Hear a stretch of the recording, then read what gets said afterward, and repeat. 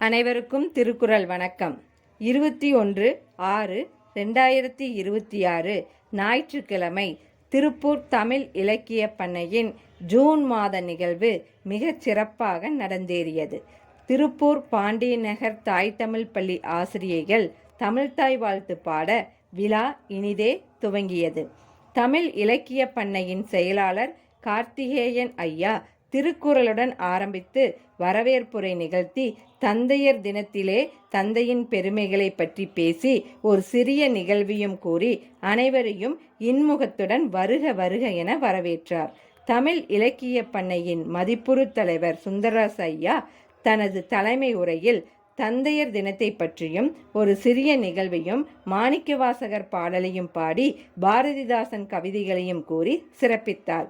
தமிழ் இலக்கிய பண்ணையின் தலைவர் மருத்துவர் சு. முத்துசாமி ஐயா அவர்கள் நோக்க உரை நிகழ்த்தினார்கள். தந்தையர் தினம் என்பது வெளிநாட்டு பழக்கம் என்றும் நமது நாட்டில் அனைவரும் கூட்டு குடும்பமாக வாழ்வார்கள் என்பதை பற்றியும் பண்டைய கால நிகழ்வுகளையும் மகாத்மா காந்தி, பாரதியார், வ.உ. சிதம்பரம் ஐயா அவர்களை பற்றியும் நாட்டின் பல போராட்ட வீரர்களை பற்றியும் குடும்ப தந்தைகளை போற்றும் தினத்தில் தேச தந்தைகளையும் போற்ற வேண்டும் என்பதை பற்றியும் கூறி பல தகவல்களை நம்முடன் பகிர்ந்து கொண்டார். தொடர்ந்து விருதை விரும்பாத வெற்றியாளர் என்ற தலைப்பில் வி.ஜி. ரவி ஐயா தம் வாழ்க்கையில் நடந்த பல சுவாரஸ்யமான தகவல்களையும் தன் தந்தைக்கும் தனக்கும் ஏற்பட்ட நிகழ்வுகளை நம்முடன் பகிர்ந்து கொண்டு தான் இந்நிலைமையில் இருப்பதற்கு காரணம் தன் தந்தையே என்பதையும் தந்தை சொல் மிக்க மந்திரமில்லை என்பதையும் வலியுறுத்தி பேசினார். தந்தையர் தினத்தை முன்னிட்டு அவையோர் அனைவருக்கும் தேநீர் விருது தந்தார். தொடர்ந்து தந்தையர் தினம் என்ற தலைப்பில் கவிதை நேரம் துவங்கியது. கவிஞர் அப்பாஸ், கவிஞர் மாரிமுத்து, தமிழ்ச்செம்மல் குமாரசாமி, கவிஞர் உமாபதி, கவிஞர் மகேஸ்வரி, கவிஞர் மாயாவி மனோகர், கவிஞர் காளிராஜ், கவிஞர் அகரிசி ஆலம்பாபா, கவிஞர் அருணாச்சலம், கவிஞர் கோகுல், கவிஞர் நறுமுகை ஆகியோர் தந்தையை பற்றி கவிதை வடித்தனர். அதனைத் தொடர்ந்து பாரதிதாசன் சிந்தனைகள் என்ற தலைப்பில் கவிஞர் நறுமுகை ஐயா அவர்கள் ஒரு கவிதையுடன் ஆரம்பித்து வைரமுத்து ஐயாவின் நிகழ்வுகளையும் நம்முடன் பகிர்ந்து கொண்டு பாரதிதாசன் பற்றிய வரலாறுகளையும் அவரது கவிதைகளின் நோக்கங்களையும் நம்முடன் சரவெடியாக பேசி பகிர்ந்து கொண்டார். தடமாறிய எதிர்பார்ப்புகள் என்ற தலைப்பில் பாரத் ட்ரேடர்ஸ் தலைவர் திரு மோகன்ராம் ஐயா அவர்கள் தம் எதிர்பார்ப்புகள் தடம் மாறினாலும் நாம் நினைத்த செயலை முடிக்க வேண்டும் என்பதை ஒரு சிறிய கதையுடன் எடுத்துரைத்தார். திருக்குறள் சிந்தனைகள் என்ற தலைப்பில் அஜந்தா நாராயணசாமி ஐயா அவர்கள் திருவாசகத்தையும் திருக்குறளையும் எடுத்து கூறினார். இக்கால இலக்கியம் என்ற தலைப்பில் முனைவர் தங்கவேல் ஐயா அவர்கள் பல இலக்கியங்களை மேற்கோளிட்டு விளக்கினார். தனக்கே உரித்த நகைச்சுவை உணர்வோடு சில கதைகளை பகிர்ந்து கொண்டார். கவிஞர் அருணாச்சலம் ஐயா அவர்கள் எழுதிய எரிமலை வெடிப்பு என்ற நூலை பற்றிய விமர்சனத்தை கவிஞர் ஆலம்பாபா அவர்கள் வழங்கினர். மருத்துவர் முத்துசாமி ஐயா அவர்கள் தனது எனது வாழ்க்கை பயணம் என்ற நூலை கவிஞர் நறுமுகை ஐயா அவர்களுக்கு நினைவு பரிசாக வழங்கினார். மருத்துவர் முத்துசாமி ஐயா அவர்களுக்கு எரிமலை வெடிப்பு நூலை அன்பளிப்பாக தந்தார் கவிஞர் அருணாச்சலம். கவிஞர் அப்பாஸ் ஐயா தனது அப்பாஸ் சிந்தனைகள் என்ற கவிதை நூலை கவிஞர் நறுமுகை ஐயா அவர்களுக்கு வழங்கினார். முடிவில் நன்றியுரை மாயாவி மனோகர் ஐயா அவர்கள் வழங்க நிகழ்வு இனிதே நிறைவுற்றது.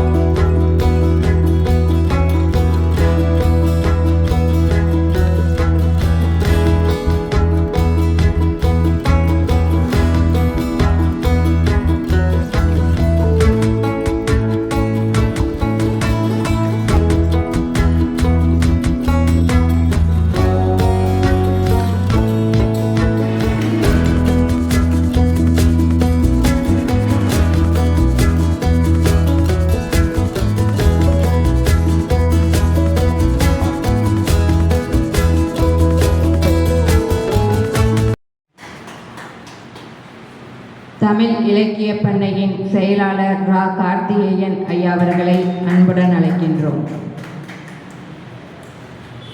திருப்பூர் தமிழ்நாடு தமிழ் சங்கம் தலைவர் முனைவர் கா தங்கவேல் ஐயாவை மேடைக்கு வரும்படி அன்புடன் அழைக்கின்றோம்.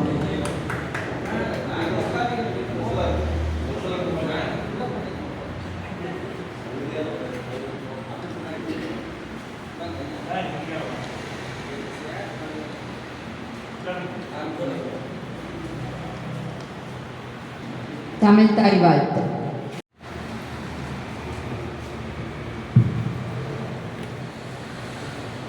அனைவருக்கும் இனிய காலை வணக்கம். தமிழ் இலக்கிய பண்ணையின் 41வது நிகழ்வுக்கு வருகை தந்துள்ள அனைவரையும் வருக வருக என வரவேற்கின்றேன். கவிஞர்களே, ஆசிரியர்களே, இலக்கிய ஆர்வலர்களே, அன்பு நண்பர்களே, அனைவருக்கும் என் அன்பும் மரியாதையும் கலந்த இனிய வணக்கங்கள். ஒரு சின்ன கதையோடு தொடங்கலான்னு இருக்கிறேன். ஒரு மன்னர் நகர விழா போயிட்டுருக்காரு. அப்போ ஒரு வயது முதிர்ந்த விவசாயி மாமர கன்றை நட்டுட்ருக்காரு. மன்னர் சிரிச்சுட்டே கேட்குறாரு, இந்த மாமரம் வளர்ந்து அதுக்கப்புறம் காய் கொடுக்கும்போது நீ இருப்பியா அப்படின்னு கேட்குறாரு. அதுக்கு அந்த விவசாயி சொல்கிறாரு, இந்த மரம் வளர்ந்து பல ஆண்டுகள் ஆகும், அப்போ நான் இருக்கணும் இருக்க மாட்டேன்னு தெரியாது, ஆனால் எனக்கு பின்னாட வருகின்ற என்னுடைய சந்ததியினர் அவர் சாப்பிடுவாங்க. இப்போ நான் சாப்பிட்ற பழம் எனக்கு முன்னோர்கள்கிட்ட நட்ட மரத்துலேருந்து வந்தது. அதுபோல தான் நான் இந்த மரத்தின் பலனை அடுத்த தலைமுறை அனுபவிக்கும், அதுவே எனக்கு மகிழ்ச்சி அப்படின்னு சொல்கிறாரு. இந்த கதையின் கருத்து தமிழ் மொழிக்கும் பொருந்தும். நம் முன்னோர்கள் அனுபவித்த விதைத்த இலக்கிய செல்வத்தின் பயனை தான் நம்ம இன்னைக்கு அனுபவிச்சுருக்கிறோம். அதை நேசிப்பதும் கற்பதும் கற்பிப்பதும் வாழ்வில் நடைமுறைப்படுத்துவதும் என்று நினைவு கொள்ள வேண்டும். இந்த 41வது தமிழ் இலக்கிய பண்ணையின் நிகழ்ச்சியை தலைமையேற்று நடத்தும் தவறு சுந்தரராஜா அடிகர் அவர்களையும், நோக்க உரையாற்றும் மருத்துவர் முத்துசாமி ஐயா அவர்களையும் வருக வருக என வரவேற்கின்றேன். தமிழ்ச்செம்மல் குமாரசாமி ஐயா அவர்களையும், மாரியப்பன் அவர்களையும், மாரிமுத்து அவர்களையும், அருணாசன் அவர்களையும் வருக வருக என வரவேற்கின்றேன். அனைவரையும் மீண்டும் ஒரு முறை அன்புடன் வரவேற்று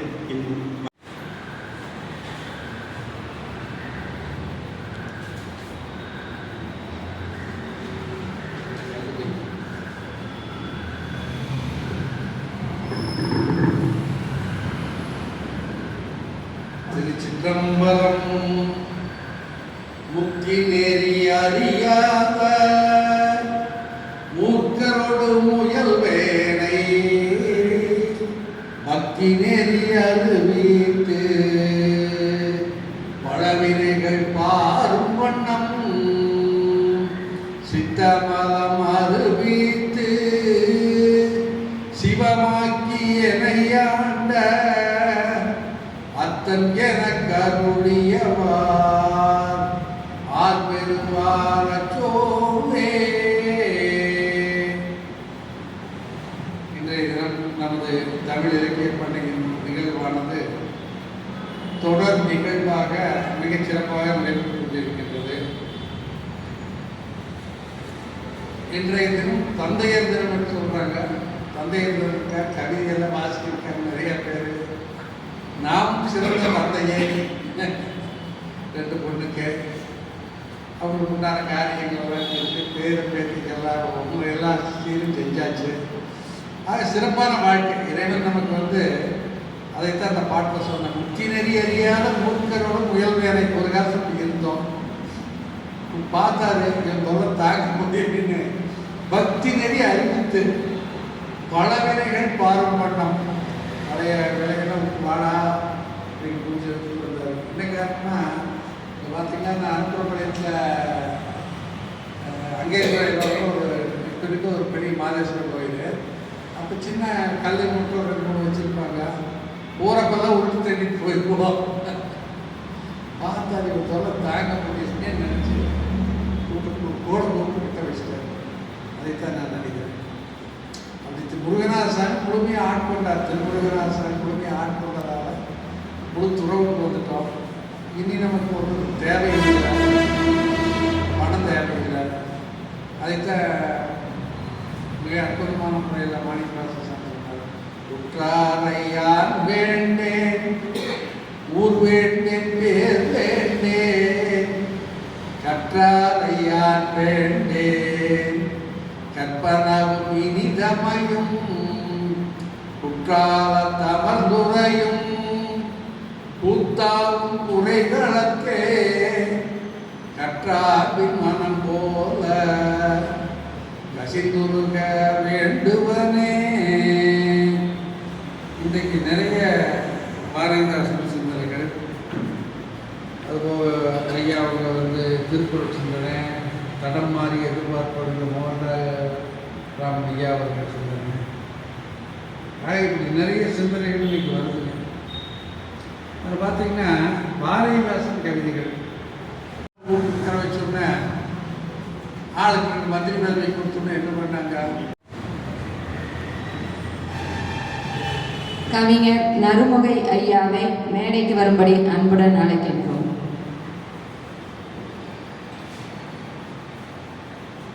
தந்தையர் தினத்தை பற்றியும் ஒரு சிறிய நிகழ்வை பற்றியும் மாணிக்கவாசகர் பாடலையும் பாடி நம்முடன் பல நிகழ்வுகளை பகிர்ந்து கொண்ட மதிப்புறு தலைவர் சுந்தரராஜ் அடிகளார் அவர்களுக்கு நன்றி ஐயா. அடுத்ததாக நோக்க உரையாற்ற வருகிறார் மருத்துவர் திரு சு முத்துசாமி ஐயா அவர்களை அன்புடன் அழைக்கின்றோம்.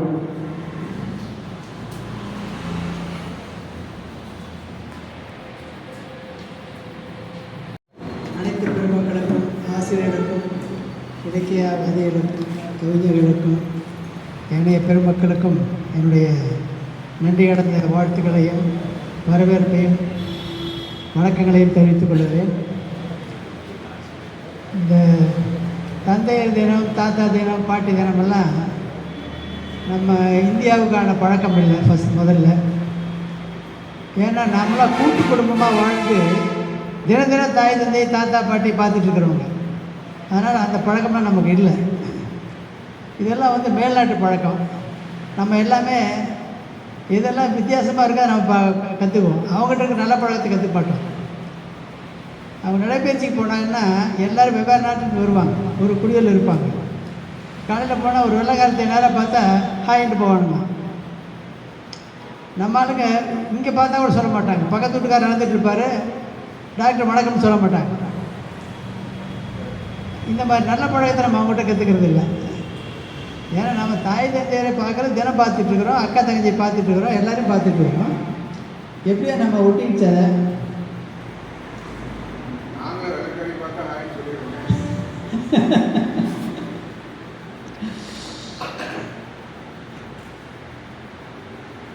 நம்ம நாட்டுடைய பழக்கமே எல்லாமே அன்பு செலுத்துதல் தான், அரவணைத்து போகுது, வாழ்கன்னு சொல்கிறது தான். அன்னைக்கு மன்னர் காலத்தில் கூட வணக்கம் சொன்னது கிடையாது, மன்னர் வாழ்கன்னு தான் சொல்லுவாங்க. அந்த பழக்கம் தான் நம்ம எல்லாம் தாய்நாடு தான் சொல்லுவோம். தந்தையர் நாடுன்னு சொன்னவர் பாரதியார். செந்தமிழ் நாடுன்னு போதினிலே இந்த தேன் வந்து பாடின காதலிலே எங்கள் தந்தையர் நாடுன்ற பேச்சினிலே ஒரு சக்தி பிறக்குது மூச்சில்லை அப்படின்னார். ஸோ அந்த மாதிரி தாய்நாட்டையே தந்தை நாடாக பாடியவர் பாரதியார். அவர் பெரிய போராட்ட வீரர், மற்றதெல்லாம் நமக்கு தெரியும். ஸோ அந்த மாதிரி பெரியவர்களை அவர் எவ்வளோ கஷ்டப்பட்டார், எவ்வளோ மறைவான வாழ்க்கை வாழ்ந்தார், எவ்வளோ தன் குடும்பத்துக்கெல்லாம் எவ்வளோ சிரமத்தை கொடுத்தாருங்கிறதெல்லாம் நம்ம படிச்சிருக்கோம். அந்த மாதிரி பாரதியார் போன்ற பெரியவர்களும் நம்ம நாட்டின் தந்தையாக நாம் பாராட்ட வேண்டும். அதற்கடுத்து தமிழ்நாட்டை பொறுத்த வரைக்கும் ஏறக்குறைய இந்தியாவே நீங்கள் எடுத்துக்கிட்டால் கூட பெரிய தியாகம் செய்தவர். உழைப்பு, உயிர், உடைமை, உடைய செல்வம், வீடு அத்தனையும் தியாகம் பண்ணதாருன்னா பாவு சிதம்பரம் பிள்ளை. மற்றவங்கெல்லாம் பாடுபாடு குறைவில்லை. ஆனால் அவருடைய உடல் துன்பம், அவர் பட்ட சிறையில் பட்ட கஷ்டங்கள், அவருடைய குடும்பத்தை எவ்வளோ சேர்ந்து போச்சு, எவ்வளோ உயர்ந்த வாழ்க்கையை வாழ்ந்தவர். வழக்கறிஞர், அவருடைய அப்பாவே வழக்கறிஞர், கப்பல் ஓட்டியவர். அதெல்லாம் போய் கடைசியில் சென்னை பாரிஸ் கார்னரில் அவர் சிலையிலிருந்து வெளியில் வரும்போது அவர் பார்க்குறக்கு 3 பேர் தான் போவாங்க. சுப்பிரமணிய சிவா, பாரதியார், 2 பேர் தான் நினைக்கிறேன், எனக்கு 3 பேர் ஞாபகம் இல்லை. 2 பேர் தான் பார்க்க போவாங்க. அதுக்கு சுப்பிரமணிய சிவா வந்து நோய்பட்டிருப்பார். வாவுசி கேட்பார், ஏயா நீங்கள் இவ்வளோ கஷ்டப்பட வந்தீங்க அப்படின்னு. இல்லை இதை விட எனக்கு என்ன வேலை இருக்குது அப்படின்னு சொல்லுவார். அது மாதிரி அவங்கெல்லாம் நாட்டுக்காக உழைத்தவர்கள். அந்த தந்தைகள் நாம் பாராட்ட வேண்டும், நினைவு கூற வேண்டும். நம்ம அவங்களெலாம் நினைவு கூற விட்டோம்னா நம்முடைய வரலாறு நம்மளை குறை காணும். தந்தை நம்முடைய கர்மவீரர் காமராஜர் படிக்காத மேலே உண்மையிலேயே நாங்களாம் படித்து வந்துட்டோம்னா அவர் கொடுத்த ஒரு சிறந்த கல்விக் கொள்கை தான். ஒரு ஆசிரியர் தான் போதும், ஒரு கிராமத்துக்கு அத்தனை மாணவர்கள் படிக்க வைக்கலாம். ஒரு ஆசிரியர் பள்ளி இருந்துச்சு. அதை நாம் புரிஞ்சுக்கணும். அமெரிக்கா, ஆப்பிரிக்கா போனப்போ சரி, அங்கே போய் எங்கள் மக்களை சமமாக மனிதர்களாக நடத்த தான் போராடினார் ஆப்பிரிக்கா விடுதலைக்காக. தந்தையர் தினை பற்றி பல சுவாரஸ்யமான விஷயங்களை கூறியும் பண்டை கால நிகழ்வுகளையும் மகாத்மா காந்தி, பாரதியார், வ.உ. சிதம்பரம் ஐயா அவர்களை பற்றி பல நிகழ்வுகளை நம்முடன் பகிர்ந்து கொண்ட ஐயா அவர்களுக்கு நன்றி. அடுத்ததாக விருதை விரும்பாத வெற்றியாளர் என்ற தலைப்பில் திரு வி.ஜி. ரவி ஐயாவை பேச அன்புடன் அழைக்கின்றோம்.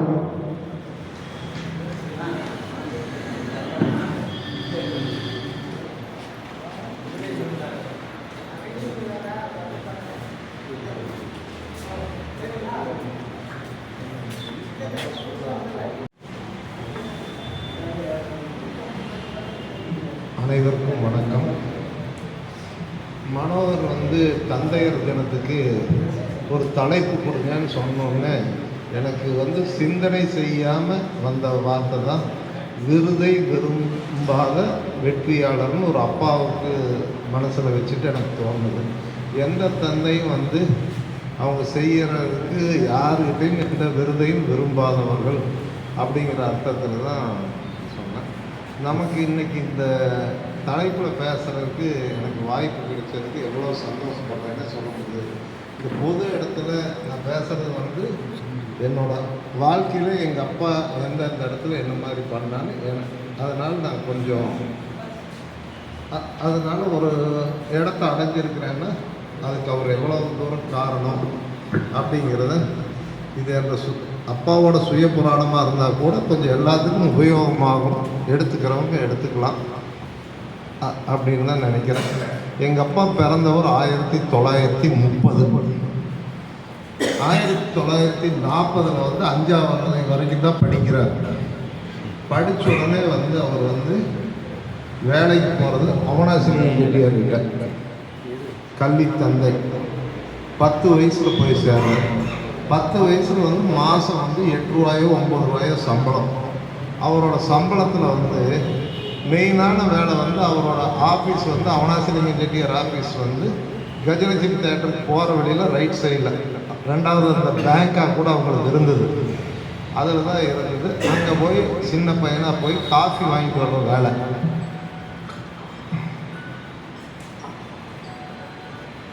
முறை 12 மணிக்கு ரொம்ப பேசிக்கிட்டு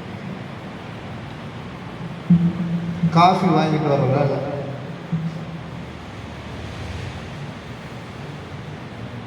இந்த காஃபி வாங்கிட்டு வர வேலைன்னா எப்படின்னு கேட்டிங்கன்னா, அந்த காஃபியோட கூடையே எங்கள் அப்பா தொடக்கூடாது. அதுக்கு ஒரு கூடை வச்சு அந்த கூடைக்குள்ள அந்த கூடையை வச்சு கீழே சிந்தாமல் கொண்டுட்டு வரணும். என்னைக்கு சிந்துதோ அந்த அன்னைக்கு வேலையிலேருந்து நீக்கிடுவாங்க. 90 நாள் கழித்து இவர் தான் வந்து அந்த வேலையை வேண்டாம் அப்படின்ட்டு போகிறார். அந்த அவனாசிலிங்கம் செட்டியார் கேட்குறாரு, எப்போ நீ ஒருத்தன் தான் காப்பி கரெக்டாக கொண்டு வந்த, மற்றவன் ஒரு வாரத்துக்கு கட்சி எவனும் வேலைக்கு இருந்ததில்லை, கமித்திடுவான் அப்படின்னாரு. அப்போ நான் எங்கள் அப்பாட்ட கேட்டேன், நீங்கள் எப்படி 3 மாதம் அங்கே வேலைக்கு இருந்தீங்க? அது ஒன்றும் இல்லைப்பா, அது கொடுக்கும்போது 2 கையில் கொண்டு வருவேன், உள்ளே வரும்போது வச்சு கொடுத்துருவேன் அப்படின்னாரு. இது வந்து எனக்கு அப்போவே வந்து நம்ம செய்கிறத வந்து கொஞ்சம் புத்தி உபயோகப்படுத்தி அவங்களுக்கும் பாதிப்பு இல்லை, நம்மளுக்கும் பாதிப்பு இல்லை. இது மாதிரி ஒவ்வொரு இடத்துலையும் எப்படி நடந்துக்கணுங்கிறத அந்த சின்ன வயசுலேயே என்னோட 14 வயசு இருக்கும்போதே ஒரு யாரும் செய்யாத காரியத்தை எங்கள் அப்பா எனக்கு செஞ்சார். ஒரு 20,000 ரூபா நம்ம சென்னையில் ஒரு வேலைக்காக கொடுத்து விட்றதுக்கு 9வது படிக்கையில் இடுப்பில் பணத்தை கட்டி விட்டு வெஸ்ட் கோஸ்ட்டில் ஏற்றி விட்டார். அதை பத்திரமா கொண்டுட்டு போய் இன்னைக்கு எங்கள் அம்மா கடைசி வரைக்கும் சொல்லுவாங்க, சாக வரைக்கும், ஏன்னா 9வது படிக்கும் போது 20,000 ரூபாயை நம்பி கொடுத்துட்டாரு, உங்களால் எவ்வளோ நம்பிக்கை வச்சுருக்கிறாரு அப்படிங்கிறது அந்த வயசுலேயே வந்து எனக்கு பெரிய ஒரு உந்துதலாக இருந்தது. அப்புறம் சென்னையில் நான் இருக்கும்போது வந்து 2 தடவை இருக்கும்போது எங்கள் அப்பாவோட ரொம்ப நல்ல நண்பர் ஒரு பிராமின், அவர் வேறு பட்டாபிராமன், அவர் மிகப்பெரிய குதிரை ரேஸ் பிரியர். நான் அவர்கிட்ட குதிரைக்கு எப்படி பணம் கட்டுறது அப்படி இப்படின்னு அவர்கிட்ட கேட்டுகிட்டே இருப்பேன். கேட்டுட்டு இருந்தோடனே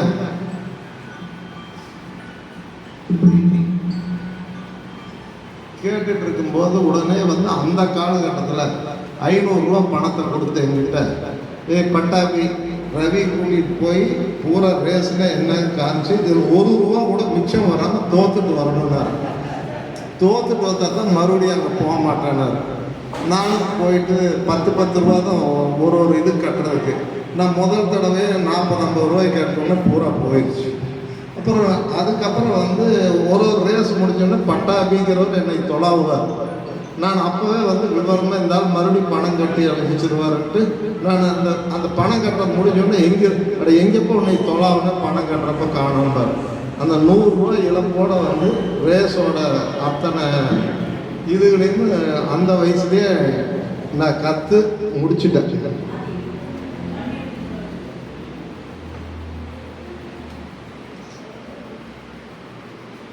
அப்புறம் ஒரு தடவை வந்து இதெல்லாம் நான் சொல்கிறதுக்கு முன்னாடி யாருனாலையும் நம்ப முடியாது.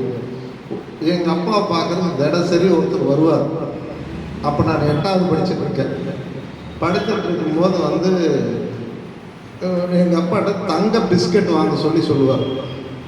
அப்போ தங்க பிஸ்கட் வந்து அது மொத்தமே வந்து ஒரு பவுனெல்லாம் 100 ரூபா இருக்கிறப்போ அவங்க சொல்லுவாங்க 70 ரூபா 80 ரூபாய்க்கு தர்றோம், அதை நீ கொடுத்தீங்கன்னா 100 ரூபா வரும், ஆனால் 10,000 ரூபாய்க்கு வாங்கணும் அப்படின்னாரு.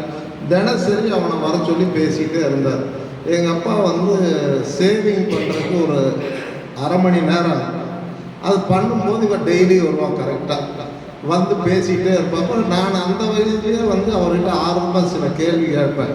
ஏன்னா 7,000 ரூபா போட்டால் 3,000 ரூபா லாபம் வருதுங்கிறான், ஏன் செய்யக்கூடாதுன்னு கேட்டேன். இவனை மாதிரி ஆளுகிட்ட எல்லாம் எனக்கு தெரியும், இவனோட டபுளிங்கில் இருந்தவன், டபுளிங்காரங்க அப்படின்னு. அடுத்த கேள்வி டபுளிங்னா என்னன்னு நான் கேட்டேன்.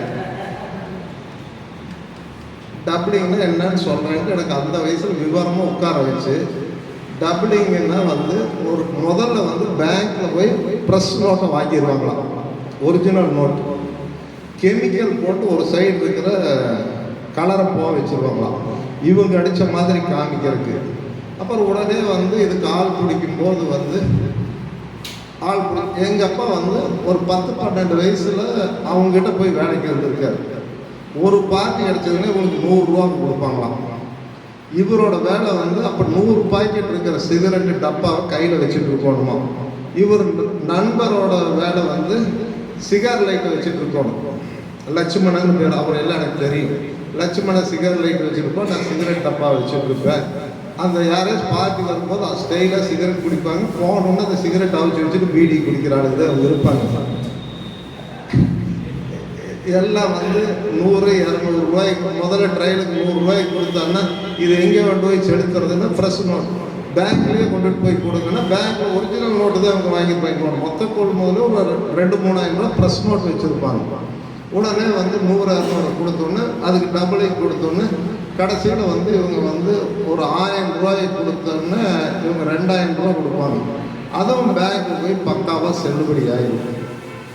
அப்புறம் அடுத்தாப்புல வந்தாங்கன்னா அவன் மறுபடியும் அந்த 2000 கொடுன்னா 10,000 ரூபாய்க்கு கம்மினா முடியாதுன்னு தூக்கி எறிவாங்களாம்.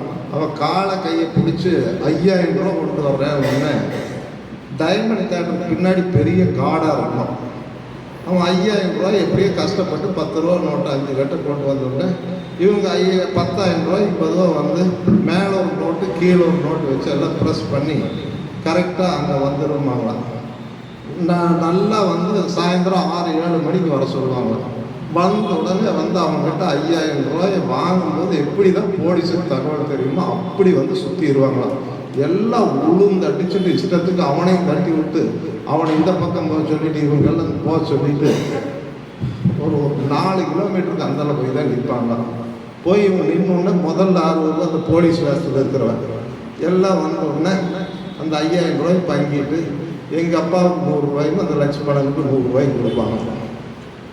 இப்படி அவங்ககிட்டயே அந்த அந்த அவன் அதுலேருந்து வந்தவர்னா கூட அந்த வயசுல எனக்கு டபுளிங்கிறது என்னதுங்கிறது வந்து யாரு என்ன டபுளிங்கிற பூரா விளக்கமாக சொல்லி கொடுத்துருக்காரு. அப்புறம் வந்து எங்கள் அப்பா வந்து பஞ்சு வியாபாரம் நிறைய ஒரு குறுகிய காலத்துலேயே கொஞ்சம் வசதி வந்துருச்சு. ஆனால் அவர் வந்து இந்த கோணி சாக்கு தைச்சு நல்ல அனுபவமானவர். அதாவது வந்து நாங்கள் ஆளுங்க நிறைய வேலை கொடுப்போம். வேலை இல்லாதப்போ அவங்க செய்யறதுக்காக கோணி சாக்கை தைக்க சொல்லுவோம். அது லாபத்துக்காக அல்ல, அவங்களுக்கு வேலை கொடுக்கணுங்கிறக்காக. அப்புறம் நான் ஒரு நாள் அந்த கோணி சாக்கு தைச்சு பழகிட்டு இருந்தேன். அப்புறம் எதார்த்தம் கொண்டவர் தைக்காதேன்னு. சரி நான் அவர் போனதுக்கப்புறம் மறுபடியும் தைக்க ஆரம்பித்தேன். அப்புறம் மறுபடியும் ஒரு தடவை வந்துட்டார். மிக கடுமையாக சத்தம் போட்டார். ஏங்க ஒரு தொழில் கற்றுக்கிட்டா என்ன, எந்த தொழில் கற்றா என்ன ஆக முடியும்னு தெரியும். நான் எல்லாம் 5 ரூபாய்க்கு தைக்கிறப்ப 15 ரூபாய்க்கு தைப்பேன். நீ என்ன செஞ்சாலும் ஆயுசு கடைசியில் சாகும்போது ஒரு 25 ரூபாய்க்கு தைச்சு பழகலாம். இந்த தொழில் நமக்கு தேவையில்லை. நம்மளுக்கு இந்த தொழிலை வந்து ஒரு நீ 50 பேர்த்த வச்சு வேலை வாங்கி பழகு, இந்த தைச்சு பழகக்கூடாதுங்கிற இதையெல்லாம் அவர் எனக்கு கற்றுக் கொடுத்தாரு.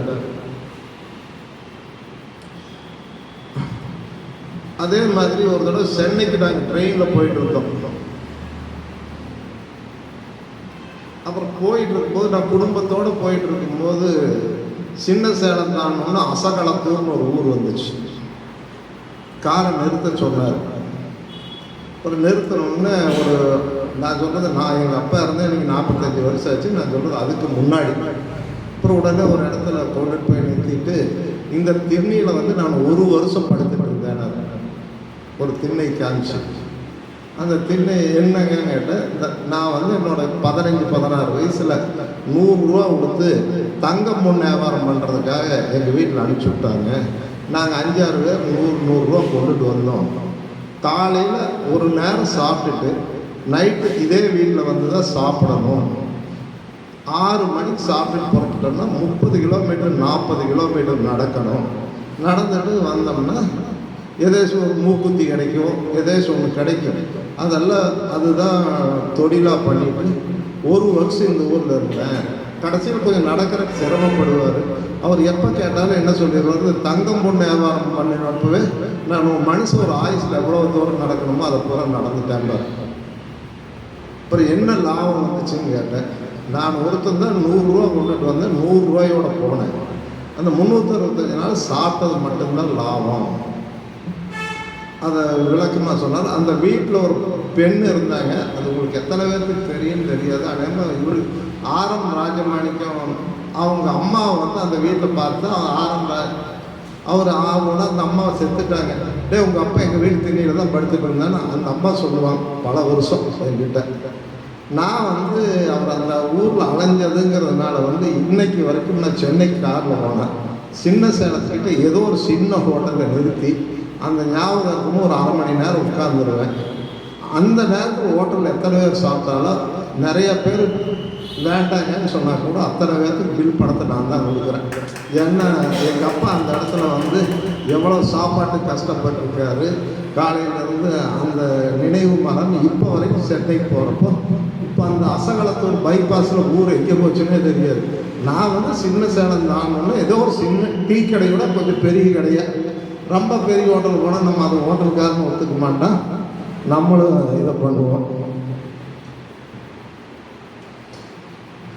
இன்னொரு சுவாரஸ்யமான சமாச்சாரம் திருப்பூரில் நடந்தது. இதெல்லாம் வந்து எனக்கு அவ்வளோ ஒரு இதெல்லாம் என்னோட 18 வயசு, எனக்கு 21 வயசுக்கு நான் அப்பாவே இழந்துட்டேன். எங்கள் 2 பேருக்கு இருந்த உரையாடல் ரொம்ப ரொம்ப வித்தியாசமானது. நான் அந்த வந்து 14 வயசு எஸ்எல்சி ஃபெயில் ஆனாலும் அடுத்த நாளே முழு பொறுப்பை பிஸ்னஸில் கொடுத்துட்டார். ட்ரைனிங்கே கிடையாது. எடுத்த உடனே வந்து முழு தைரியத்தையும் கொடுத்துட்டாரு. ஒரு வருஷம் கழிச்சோன்னே அவரு தான் என்கிட்ட இதை கொடுக்கலாமா வேண்டாமான்னு கேட்பாரு. என்ற முடிவை நானே எடுத்துருக்கேன். எந்த மகனுக்கும் கிடைக்காத வாய்ப்புகள் எனக்கு கிடைச்சது. இப்படி நடந்துட்டு இருக்கும்போது ஒரு 18 வயசு இருக்கையில் 17-18 வயசு இருக்கையில் ஒருத்தரோட டிரான்சாக்ஷன் எல்லாம் முடிஞ்சு ஒரு 2 வருஷம் ஆயிடுச்சு. 2 வருஷம் ஆன உடனே கொஞ்சம் நல்லா கவனிச்சு கேட்டீங்கன்னா தான் இது புரியும். 2 வருஷம் ஆன உடனே அவர் ஒரு சினிமா தேட்டரில் அவரை நான் சந்திக்கிறேன். சந்திச்ச உடனே அவர் என்கிட்ட ரொம்ப பிரியமாக பேச, ரவி நான் உன்னை பார்க்கணும்னு நினச்சிட்டு இருந்தேன், நீயே வந்துட்டேன், ரொம்ப சந்தோஷம். நான் வந்து ரவி டைரி என்னையாட்ட யாரும் எழுத முடியாது, நான் பர்ஃபெக்டாக எழுதுவேன். டெய்லி என்ன பண்ணுறேன்னு காலையிலேருந்து எழுதுன்னா இப்போ 2 வருஷத்துக்கு அப்புறம் நேரத்தை திறந்து பார்த்தேன். அந்த கமிஷன் வந்து நீங்கள் ஒரு 35,000 ரூபா கொடுக்க வேண்டியது இருக்குது. நான் சொல்கிறது 78, 79 அன்றைக்கி என்ன மதிப்புன்னு பார்த்துக்கணும். எனக்கு இன்டர்வலுக்கு மேலே சினிமாவே ஓட மாட்டேங்குது, அந்த புரோக்கர் தான் ஓடுறாரு. அப்புறம் உடனே வந்து என்ன பண்ணுறதுன்னு பயங்கரமான மன கஷ்டம். உடனே அடியே நான் வீட்டுக்கு வந்தோடனே சரியாக சாப்பிட்ட நானும் எங்கள் அப்பா உட்காந்து உலகம் தான் சாப்பிடுவோம். சரியாக சாப்பிடாம ஏன்டானா ஒன்றுமே சொல்கிறேன், என்னடா பிரச்சனை உனக்கு, மூஞ்சி மார்க்கெட்டை பார்த்தா தெரியாத கொஞ்சம் போகாம தான் இல்லைங்க. இப்படி அந்த புரோக்கர் வந்து எனக்கு 30,000 ரூபாய், அதுக்கு என்னவாமா, எனக்கு அவர் ஒரு டைரி எழுதுறாராம்மா, அக்யூரேட்டாக தினம் நடக்கிறத பூரா எழுதுவாராம்மா, அதில் இருக்குதாம என்ன அது இதில் உங்கள் டைரி தூக்கி போடுற. நான் எங்கே டைரி, நீ அவன் எழுதுறத பார்த்துக்கா, இப்படியேதாங்க அவன் வரவு செலவு தான் எழுதுறான். நீ காலையில் 1க்கு போன இத்தனை மணிக்கு எழுது, 2க்கு போன இத்தனை மணிக்கு எழுது, சாப்பிட்டு வரவு செலவு தான் நீ இத்தனையும் எழுது அப்படின்னா. அப்புறம் அடுத்த நாள் காலையில் அவர் அதே விவரமாக கூப்பிட்டார் 9-10 மணிக்கு. எனக்கு எங்கள் அப்பா வந்து என்ற டைரி எடுத்து காமிக்க சொல்கிறாரு. நான் அவர் ஒரு நிமிஷம் ஃபோனில் லேண்ட்லைனில் அமைதியாக இருந்தார். ஒன்று செய்யலாமா சொல்லுங்க, 2 பேர் இதை தோடப்படலன்னு நடந்தது உண்மை. அதாவது எவ்வளவு ஒரு அப்பாங்கிறவர் வந்து இன்னைக்கு வந்து பல இடங்கள்ல இந்த மாதிரி ஒரு நிகழ்ச்சியில நடக்கிறது தான் நான் வந்து நமக்கு இதாக எடுத்துக்கிறேன். அப்புறம் இது டாக்டர்கிட்ட சொல்லியிருக்கேன். ஒரு இதே என்னோட 13-14 வயசுல பவானியில் ஒரு வேலையை நானும் எங்கள் அப்பாவும் போகும்போது அந்த ஃபேக்ட்ரியெல்லாம் பார்த்துட்டு இந்த ஃபேக்ட்ரி பற்றி தெரியணும்னா பக்கத்தில் ஒரு பெரிய ஆயில் மில் இருக்குது, அவர் பெரிய தொழிலதிபர். உங்களுக்கு அவர் யாருன்னு சொல்லணும்னா கேபிஎன் காலனியோட ஓனர், சொந்தக்காரர் பவானியில். அப்புறம் போய் உட்கார்ந்து எல்லாம் பேசிகிட்டு இருக்கும்போது அவங்க வந்து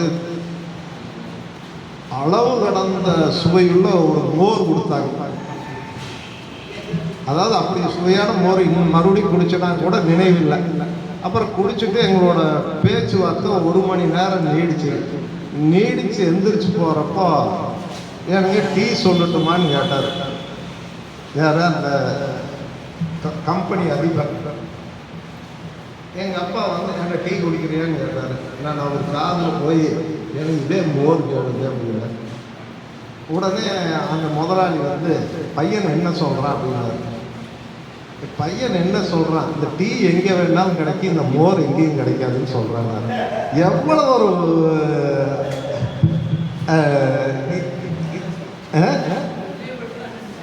இல்லைன்னா எப்பேற்பட்ட வந்து நான் இன்னைக்கும் வந்து இது எல்லாம் நம்மளோட வாழ்க்கையில் எங்கெங்கே சந்தர்ப்பம் வருதோ அது மாதிரி தான் நான் உபயோகப்படுத்திட்டு இருக்கேன். ஒன்றா கூட வந்து நான் அவர் இந்த இடத்துல என்ன முடிவு எடுப்பாரோ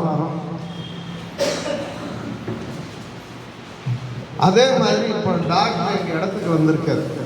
டாக்டர் இது ரொம்ப அந்த இடம் வந்து ரொம்ப ரொம்ப கம்மி விலைக்கு வந்துச்சு. அதை வாங்குறதுக்கு வந்து எங்கள் அப்பாவில் ட்ரை பண்ணி முடியலை. ஒரு திடீர்னு எங்கள் அப்பா ஒரு 3-4 நாள் பெங்களூர் போயிட்டாரு. ஃபோனும் கிடைக்காது, ஒன்றும் கிடைக்காது. உடனே வந்து அந்த நேரத்தில் 76/7. எனக்கு கல்யாணம் 76 ஆனது. 77 வந்து அந்த இடம் விற்கிறேன்ட்டு அவன் வர்றான். இடம் வந்து யாருன்னு கேட்டீங்கன்னா 25 முஸ்லீம். அவருக்கு தெரியும் 25 முஸ்லீம்கிட்ட வாங்குறதுன்னா அது எத்தனை பேர் நான் பங்குதாரர் நீ பங்குதாரர்னு வருவாங்க சொல்ல முடியாது. உடனடியாக நான் வந்து எக்யூர்மெண்ட் போடுறதுக்கு எங்கள் மாமனார் கோயம்புத்தூர்லேருந்து வர வச்சு, ஏன்னா நம்மளுக்கு என்ன இருந்தாலும் வயசு கம்மி தானே, அவரை வச்சு எக்யூர்மெண்ட் போட்டுட்டேன். ஒரு 10,000 ரூபாய்க்கு கொடுத்துட்டேன் அன்னைக்கே. யார் சுயமாக போட்டுட்டேன். அப்புறம் அதை வந்து கிட்டத்தட்ட கரையத்துக்கு 3-4 மாதத்துக்கு வந்து நான் பேப்பரில் அட்வர்டைஸ்மெண்ட் கொடுத்தேன். இந்த இடத்த நான் வாங்குறேங்கிறேன், இதில் வேறு யாராவது பங்குதாரர் இருக்கிறாரா? அப்பாஸ் நீங்கள் தான் கொஞ்சம் கேட்கணும். இருக்குதுன்னு ஒன்று ஒரு 20-30 பாய் கொடுக்குறாங்க. எனக்கு வந்து இந்த வகையில் சொந்தம், அந்த வகையில் சொந்தம். உடனே இந்த வேலூர் ஒரு ஜமாத் இருக்குது, கோயம்புத்தூர் ஒரு ஜமாத் இருக்குது. அவங்க உறவுகளை பூரா எடுத்துட்டு நான் மட்டும்தான் எல்லா இடத்துக்கு போய் அவங்க கொடுத்த ரைட்ஸ் பிரகாரம் பங்கு இருக்குதா இல்லைன்னு அவங்ககிட்ட லெட்ரு வாங்கிட்டு வந்து அத்தனையும் கஷ்டப்பட்டு ரெஜிஸ்டர் ஆகணும்னு எங்கள் அப்பா வந்து, அதாவது உலகத்திலேயே சொல்ல முடியும், ரவி நீ ரொம்ப பெரிய வேலை செஞ்சுருக்கிறேன். இதெல்லாம் வந்து அவருக்கு தான் நம்ம அவார்டு, எனக்கு தான் கிடைச்சிருக்கிறத நம்ம எந்த அவார்டு அவருக்கு கொடுக்கல.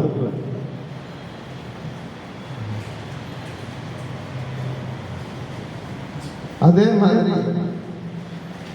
கருவப்பாளையத்தில் இன்னைக்கும் எங்களுக்கு ஒரு இடம் இருக்கு, ராம்ராஜோட இதுக்கு எழுத்த மாதிரி. அந்த இடத்த வந்து சைட் 3000 ரூபாய்க்கு ஒரு கோழி முட்டை விற்கிறவன்னு வித்துட்டாரு எங்கள் அப்பா. ஒரு சைட்டு விலையே 3000 ரூபா. ஆனால் எங்கள் அப்பா பார்த்தீங்கன்னா நல்லா சும்மா ஒரு 18 பவுண்டு செயின், அந்த செயின் தெரிகிற அளவுக்கு பட்டன் 2-3 பட்டன் போட மாட்டார். கையில் எப்பவுமே பெரிய படம் வச்சுருப்பார். திருப்பூர்லேயே பெரிய கேஷ் ஹோல்டருங்கிறது அவருக்கு ஒரு பேர் இருக்குது. அப்புறம் உடனே அந்த கேரியர் பண்ணுறவன் இந்த 300 ரூபா அட்வான்ஸ் கொடுத்துட்டு போனவன் வரல. அப்புறம் உடனே நம்மளுக்கு அன்றைக்கி ஒரு 7-8 ஒரு 12-13 வயசு இருக்கும். அப்புறம் எங்கள் அப்பா ஆள் விட்டுட்டு அந்த முட்டை வைக்கிறவனை எங்கே இருந்தாலும் தூக்கிட்டு வாடானாரு. நமக்கு ரொம்ப அன்றைக்கி ஒரு சினிமா பார்த்த மாதிரி இருக்கும். வந்தோடனே எப்படி ஒரு 2 அடியாவது அவனை வைப்பார். அதெல்லாம் ஒரு அப்பா ஒரு ஹீரோவை வைக்கிறவனுக்கு ஒரு நல்ல இதாக இருக்குன்ட்டு வந்தோடனே அவன் நடுங்கிட்டே வந்தான். இன்றைக்கி எனக்கு ஞாபகம், ஏன்டா கரையத்துக்கு பணம் ஆகுது, எத்தனை ரூபா கொடுத்த? 300. ஒரு முட்டை என்னடா விட 15 பைசா. ஒரு முட்டை விற்றா எத்தனை பைசா வரும்? 1 பைசா வரும். ஏன்னா 300 ரூபாய்க்கு 30,000 முட்டை விற்று எங்கிட்ட கொடுத்து போட்டு சாபம் விட்டுட்டு போகிறேன். முடியலன்னா வந்து சொல்ல வேண்டியது தானே. 300 ரூபாய்க்கு கொடுத்து இந்த 4-5 மாதம் ஆச்சு, இந்த 100 ரூபாய் சேர்த்து கொடுத்து அனுப்புனார். இதெல்லாம் வந்து ஒரு இல்லாதவங்ககிட்ட நம்ம எப்படி நடந்துக்கணுங்கிறது நம்ம கற்றுக்கிறதுக்கு ஒரு மிகப்பெரிய வாய்ப்பு கிடைச்சிது. அப்புறம் பல இடங்களில் கொஞ்சம் நல்லாவே இல்லாதவங்களுக்கு பணம் கொடுப்பார். பணம் கொடுக்கும்போது யாரையும் கல்யாணத்துக்கு வந்து 5000 ரூபா விடுங்க, 3000 ரூபா விடுங்க, 4000 ரூபா விடுங்கன்னா அதே சிஸ்டத்தை நான் இப்போவும் உபயோகப்படுத்துகிறேன். அவர் ஒரு 4-5 தடவை இழுத்தடிப்பார். அப்புறம் 5-6 தடவை இழுத்தடிச்சதுக்கப்புறம், ஏப்பா நீ 10,000 ரூபா கேட்ட, 2 பேருக்கு 5000 ரூபா லாபம் வர மாதிரி ஒரு பிஸ்னஸ் இருக்குது செய்யறங்கையிலே சொன்னாங்க வந்தவங்க. மறுபடியும் 3 தடவை இழுத்தடிச்சு அப்புறம் வந்தோடனே இந்த வெங்கடாசலா, தால் பேர் வெங்கடாசல, இந்த வெங்கடாசல 5000 ரூபா வச்சுக்க. என்ன கிடையாது வியாபாரம்னு பணத்தை கொடுக்குறேன். ஆமாடா கொடுத்துருந்தான்னா எனக்கு 10,000 போயிடும், உப்போட 5000 லாபம், எனக்கு 5000 லாபம், நீ இது தர வேண்டாம், என்னை கெடுத்து ஓட வேண்டாம், ஒளிய வேண்டாம், இது எல்லாத்துக்குமே லாபமான வியாபாரம் அப்படின்னு சொல்லி கொடுத்தாரு.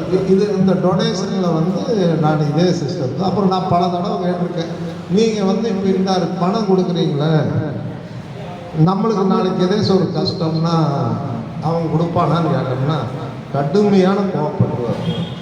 கொடுக்கணுங்கிற மட்டுமே நல்லடா, எதுக்கு அவங்ககிட்ட போய் கையாளுறான்னு என்னைக்கு நினைக்காத, நேரத்தை கூட இன்னைக்கு நல்லா இருக்கும் அப்படிங்கிற அவர் சொல்லுவார். அதே நிலைமையில் இன்னைக்கும் இருக்கிறேன்.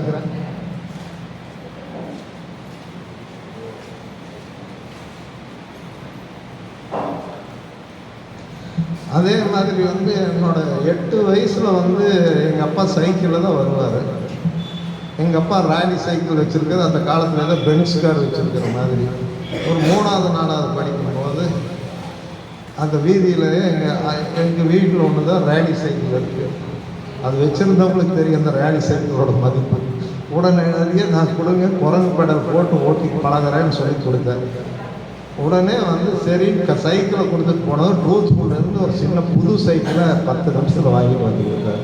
அதே மாதிரி 9வது படிக்கும் போதே புது ஸ்கூட்டர் வாங்கி கொடுத்தாரு. இது மாதிரி நிறைய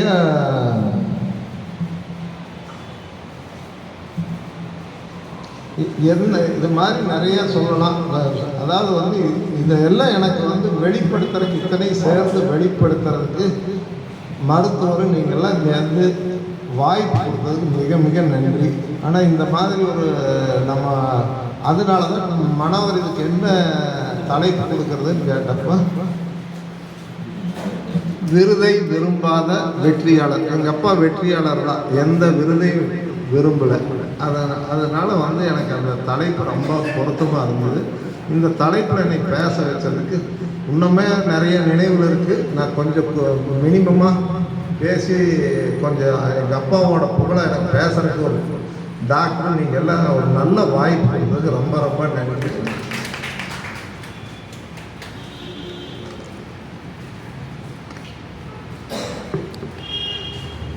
எல்லாருக்கும் தந்தையார் செய்த நல்லவைகளை மட்டுமே சொல்வார்கள். ஆனால் ஐயாவுடைய தந்தையார் தீயது இது, இதை நீ உணர்ந்து அந்த பாதைக்கு செல்லாதே, களவும் கற்று மற என்பதற்கேற்ப சிறு வயதிலேயே ரேஸுக்கு போறத கூட சொல்லி கொடுத்துருக்காரு. இன்னும் நிறைய சம்பவங்கள் ஐயா சொல்லியிருக்காரு. எங்கள் அப்பா எனக்கு சொல்லி கொடுத்த இன்னொரு இது வந்து 9 மணிக்கு மேலே வீட்டை விட்டு வெளியே இருக்கக்கூடாதுங்கிறது. நான் என்னோட 69 வயசில் இன்னைக்கு வரைக்கும் 9 மணிக்கு மேலே வெளியே இருந்ததில்லை. இன்னொன்று வந்து செகண்ட் ஷோ போகிறதுக்கு அலோடு இல்லை. அதுக்கு அவர் சொன்ன காரணம் செகண்ட் ஷோ போகிறேன்னு சொல்லிட்டு எல்லா கெட்ட பழக்கத்தையும் முடிச்சுட்டு 2 மணிக்கு வீட்டுக்கு வந்துடலாம், போகக்கூடாதுங்கிறது அவர் போட்டு உத்தரவு. இன்னைக்கு வரைக்கும் என் பையன், நான், என் தம்பியிலிருந்து யாருமே செகண்ட் ஷோ பார்த்ததே கிடையாது.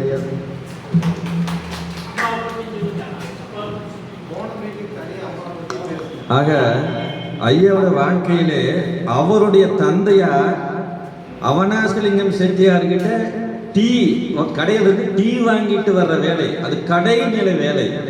ஸோ தன்னுடைய பரம்பரையின் வாழ்க்கை கீழ் மட்டத்தில் துவங்கி இன்று ஐயா அவர்கள் மேல் மட்டத்திலே உயர் மட்டத்தில் ஒரு கண்ணியவனாக இருக்கிறார் என்றார். அவருடைய தந்தையார் போதித்த போதனைகள் நல்லவை மட்டுமே நம் நல்வழி காட்டுவதில்லை, தீயதையும் அறிந்து கொள், மறந்தும் அந்த பக்கம் சென்று விடாது என்று அவர் சொன்னார். இவர் கேட்டார். அதை விட அவர் சொல்லாத ஒன்றை சொல்கிறேன். அவங்க அப்பா சொல்லுவாராமா, என் மகன் கூட என்னை கேட்காமல் எதையும் செய்வார், ஆனால் என் மகனை கேட்காமல் நான் எதுவும் செய்வதில்லை. அப்படியே ஒரு தந்தையார் வாயிலிருந்து வந்த வார்த்தை. யாராவது 19 வயதிலேயே திருமணம் செய்து வைப்போமா? இங்கே அமர்ந்திருக்கும் சபையோர்களே, தன்னுடைய மகனுக்கு 19 வயதிலேயே அவர் நன்றாக தீர்மானித்து இந்த மகன் இதனை இவன் செய்வான் என்றாய்ந்து அவனை அவன் கண் விடல் என்பது போல இந்த மகனுக்கு 19 வயதிலேயே திருமணம் செய்து வெற்றி கண்டவர் அந்த தந்தை. அந்த தந்தையை நினைவு கூறும் விதமாக ஐயா அவர்கள் இவ்வளவு விஷயங்கள் பகிர்ந்ததுக்கு மிக நன்றி ஐயா.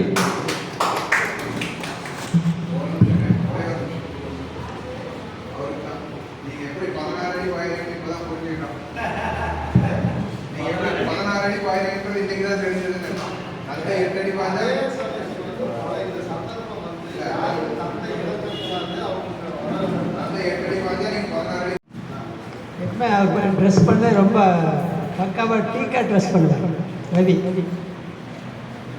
இது கூட எங்கள் அப்பாட்டு அந்த பழக்கம் தான். நான் அவங்க அப்பாவை பார்த்ததில்லை. அவர் அஜய் நாராயணசாமி வச்சுருக்கிறதுல அவர் ராமநாதன் செட்டியார் அவர். ஐயா நாராயணசாமி ஐயா, நீங்கள் தான் சாட்சி. ராமநாதன் ஒரு இன்ஜினியர் இருந்தார் இல்லைங்க, முனிசிபல் இன்ஜினியர், உங்கள் இதுக்கு பக்கத்தில். அவங்க அப்பா வந்து அங்கே வந்து உட்கார வருவார். அவர் போட்டுருக்க சட்டை, வேஷ்டி, தங்க செயின், கையில் சிகரெட்டு, இது வந்தால் ஒரு பெரிய ஜமீன்தார்லாம் வருவாங்க, அப்படி வருவார் சொல்லுவாங்க. அந்த மாதிரி இப்போ இவருடைய ட்ரெஸ் கோடோடு அவர்கிட்ட இருந்து வந்தது. ரவி வந்து எது ட்ரெஸ் கோடை ரொம்ப பக்காவாக பண்ணுவாங்க. அவங்க அப்பாவை பற்றி நிறைய சொல்லுவாங்க. அப்புறம் அவர் 100 ரூபா கட்டை எடுத்து உள்ள பாக்கெட்டில் வச்சுக்குவார். அந்த பெல்ட்டில் எங்கே போனால் அந்த 100 ரூபா கட்டெலாம் போக மாட்டாங்க. செலவு இருந்தால் இல்லைனாலும் இவர் சொன்னதில்லை, மற்ற அவங்க சொல்கிறது. அது மாதிரி அவர் நல்ல வாழ்ந்திருக்காரு, நல்ல வழிகாட்டியாக வந்திருக்காரு. இந்த மாதிரி நிறைய நம்ம தந்தையர் நமக்கு வந்து நமக்கு சொல்லாமே நம்ம சொல்லி கொடுத்துருப்பாங்க. அவங்க வாழ்க்கையில் வாழ்ந்து காட்டுறது நிறையா இருக்குது. அது மாதிரி எல்லாருக்கும் நம்ம தந்தையரை பற்றி சில அனுபவங்கள் இருக்கும். அதெல்லாம் நம்ம அவங்க சொல்லிக் கொடுக்கறது இல்லை, நம்ம அவங்க வாழ்ந்து காட்டுறாங்க. மிக்க நன்றி ரவி நண்பர்களுக்கு.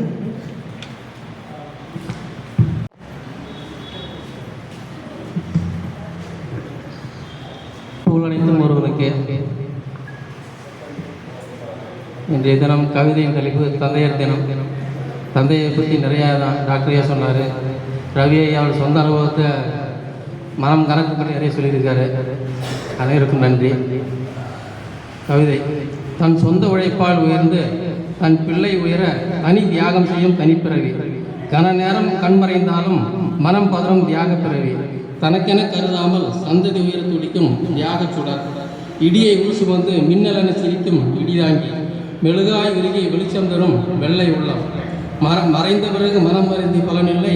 உடனிருந்து உயர்த்தி பிடிப்போம் உன்னத உறவை. துன்பம் வரும்போது நினைப்பதுண்டு கஷ்டம் தெரியாமல் வளர்த்த அப்பாவை. உள்ளம் குளிர உற்சாகம் அளிப்போம் அன்பு தந்தை ஆனந்தமடைய. நன்றி.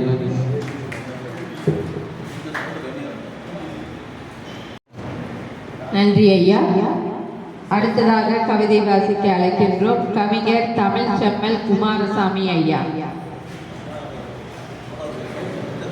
வருகை தந்திருக்கின்ற அனைவரும் தாய் வீட்டை பராமரிக்கிறார், தந்தை பொருளாதாரத்தை ஈட்டுகிறார்.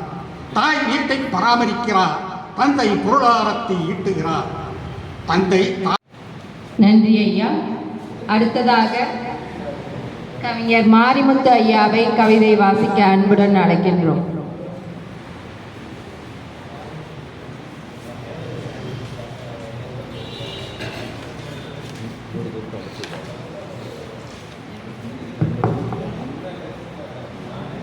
தமிழ் இலக்கிய பண்ணையின் நிர்வாகிகள் அனைவருக்கும் மற்றும் இங்கே வந்திருக்கின்ற கவிஞர் மக்கள், சிறப்பு பேச்சாளர்கள் அனைவருக்கும் என்னுடைய நன்றியை தெரிவித்துக் கொண்டு, ரவி ஐயா பேசும்போது சொன்னார் தந்தையினுடைய வாழ்க்கை அப்படியே சொல்லிகிட்டே வந்துடுறது. நான் வந்து ஒரு சின்ன ஒரு ஆலோசனை சொல்கிறேன். அது புத்தகமாக போட்டு வெளியிட்டிங்கன்னா இன்னும் சிறப்பாக இருக்கும். நீங்கள் சொல்லிகிட்டு இருக்கிறத விட புத்தகம் பண்ணுங்க. அதே மாதிரி நான் அருமைக்கு சொல்கிறேன், 40 வரி 50 வரி எழுதி அனுப்பிச்சுட்டே இருப்பார். புத்தகமாக்குங்க. புத்தகத்தை போட்டு நீங்கள் மக்கள் மத்தியில் புத்தகமாக கொடுத்து பாருங்கள். வாட்ஸ்அப்பில் போடுறாலும் படிச்சுட்டு அழிச்சிடுவோம். உங்களுடைய ரெக்கார்ட் ஆகணும்னு இதை செஞ்சு பாருங்க. அது என்னைக்கு நிற்கிது. அது வந்து என்னுடைய ஆலோசனையும் சொல்லிக்கிறேன். ஒரு கவிதையாக வெளியிட ஆரம்பிக்கிறேன். அன்பின் சிகரம் அப்பா. தலைப்பு. அடுத்ததாக கவிஞர் அகரசி. உரிமை தலை நிமிர செய்யும், தந்தையின் உரிமை தலை நிமிர செய்யும். தந்தை நன்றி.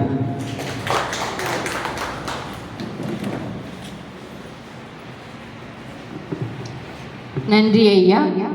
அடுத்ததாக கவிஞர் மாயாவின் மனோகர் ஐயாவை கவிதை வாசிக்க அன்புடன் அழைக்கின்றேன். தமிழ் அன்னைக்கும் வள்ளுவர் பெருந்தகைக்கும் எனது அவர்களை வணங்கி இந்த இனிய நிகழ்வின் தலைவர் உள்ளிட்ட அவையோர் அனைவருக்கும் எனது திருக்குறள் வணக்கத்தை தெரிவித்துக் கொள்கிறேன். தேசப்பணியாற்றுபவர்கள், தேசத்திற்காக போராடுபவர்கள் எல்லோரும் சுயநலமின்றியே வாழ்வார்கள். அதுபோலத்தான் ஒரு தந்தை என்பவர் தன் குடும்பத்திற்காக எவ்வித சுயநலமும் இல்லாமல் எல்லோரும் நல்வழிப்படுத்துவார். அந்த தந்தையரை நினைக்கும் இந்த நாளிலே எனது கவிதை வாசிப்பதை நான் பெருமையாக கொள்கிறேன். வறண்ட பூமி, உயிரினம் கொத்து கொத்தாய் சரிந்த காலம், வேலையும் இல்லை கிடைத்தால் கூலியும் இல்லை. வாரமோ ஓரிரு வேளை உணவே. ஆங்கோர் குடும்பம் தாய் தந்தை இரு பிள்ளை என்று.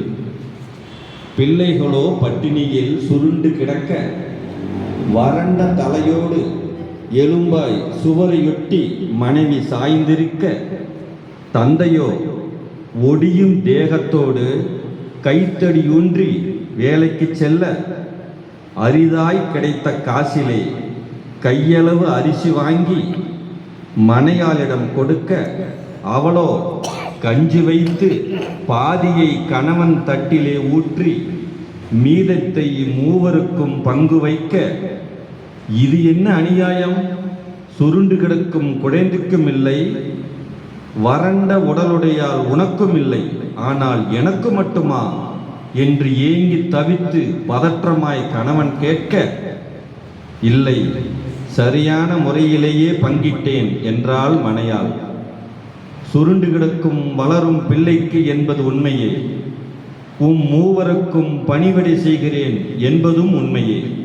ஆனால் நீவீர் நலமானால்தானே, உடல் தெம்பு இருந்தால்தானே நாளை இக்கூழாவது உறுதி. இன்றே உங்களுக்கு குறைத்து விட்டால் கோளொன்று ஊன்றக்கூட பலமில்லாத நேரத்திலே நீங்கள் எவ்விதம் எங்களை காப்பீர்? ஆகவே உங்களுக்கு கொடுத்தோம் என்றதும் காரணம் கேட்டு தந்தையோ கண்ணீர் விட்டார். உன் கணக்கிற்கு இது சரி, ஆனால் என் கடமைக்கு சரியில்லை. என்னுள் ஆன்ம பலம் உண்டு, கடமை வெறியுண்டு என தேற்றுதல் தந்து பகிர்ந்தளித்து தோட்டத்து வேலியாய் மகிழ்ந்தார் அந்த குடும்ப வேலி. வாயடைத்த தாயோ கண்மூடி நீர் விட்டாள். நன்றி. திருக்குறள் வணக்கம்.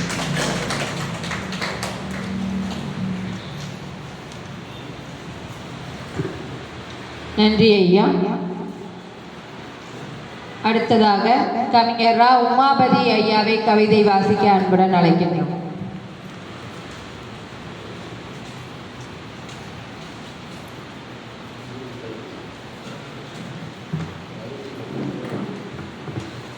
ஆன்றோருக்கும் சான்றோருக்கும் அவையோருக்கும் வணக்கங்கள். தலைப்பு தந்தையர் தினம். தந்தையர் தினத்தை 6வது மாதத்தில் 3வது ஞாயிறென ஏனோ முறைப்படுத்தி வைத்தார். தந்தையர் தினத்தை 6வது மாதத்தில் 3வது ஞாயிறென ஏனோ முறைப்படுத்தி வைத்தார்கள். 6ஓடு 3 சேர 9 ஆச்சு. நவகிரகங்களின் நம்பர் ஆச்சு.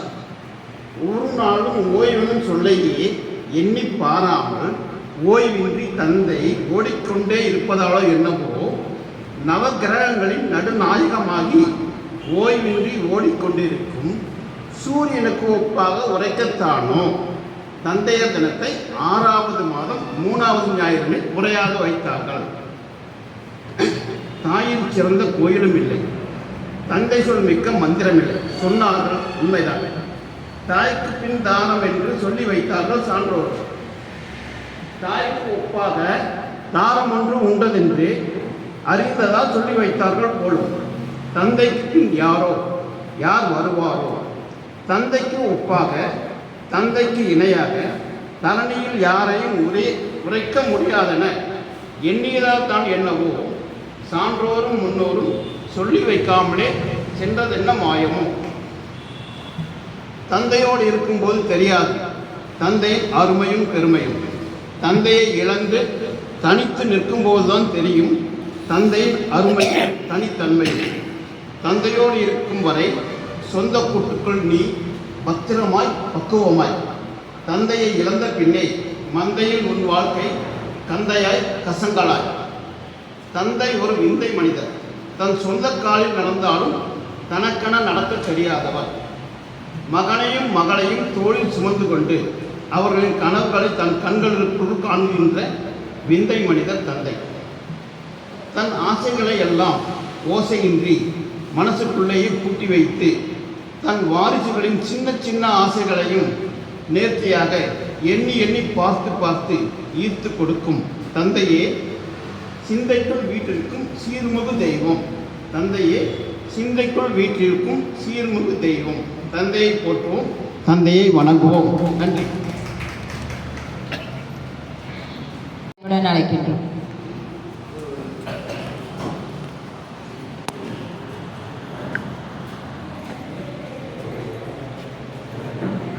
வாசிக்கிறேன். தந்தையர்கள் என்றால் தங்கமானவர்கள். தடுமாறி விழுந்தால் குடும்பம் தத்தளிக்கும். தந்தையர் தடுமாறி விழுந்தால் குடும்பம் தத்தளிக்கும்.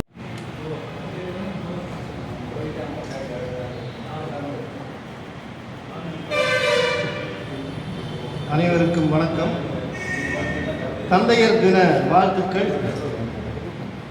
தந்தை இல்லாத வீடுகளில் மூத்த மகனே தகப்பன் சாமியாக இருந்து அந்த குடும்பத்தை தாங்குகிறார். அந்த தகப்பன் சாமியாக வாழுகின்ற ஆண்களுக்கு இந்த கவிதை சமர்ப்பணம். மண்ணுக்குள்ளே மறைந்திருக்கும் கண்ணுக்கு தெரியாத கருப்பை தினம் சிரித்துக் கொண்டே சிலுவை சுமக்கும் குடும்பம் என்னும் பொறுப்பை தலைமகனாகிய இல்லங்களில் தகப்பன் சாமியாய் அவதாரம். கடமை தாங்கிய தோள்களில் கடமையை தோளில் தாங்கி தாங்கி தியாக தழும்புகள் ஏராளம். தலைமகனாகிய இல்லங்களில் தகப்பன் சாமியாய் அவதாரம். கடமையை தோளில் தாங்கி தாங்கி தியாக தழும்புகள் ஏராளம். தந்தையர் தின வாழ்த்துக்களும் மற்றும் முன்னால் பேசிய அறிஞர்களும் மிக அருமையாக தங்களுடைய ஆர்வ கவிதையை வாசித்தார்கள். எனக்கு முன்னால் வாசித்து சென்றவர் வைரமுத்துவின் வரிகளை வைரமுத்துவின் இதயத்திலிருந்து வாங்கி வந்தார். நன்றி, வணக்கம்.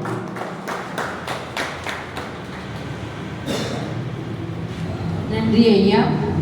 அடுத்ததாக கவிதை ஆர்வலர் பெருமக்களுக்கும் வணக்கத்தை கூறி எனது கவிதை வரிகளை வாசிக்க வருகிறேன். தந்தைக்கு தொடுக்கும் தமிழ் வரிகள். தூய தும்பை மலர்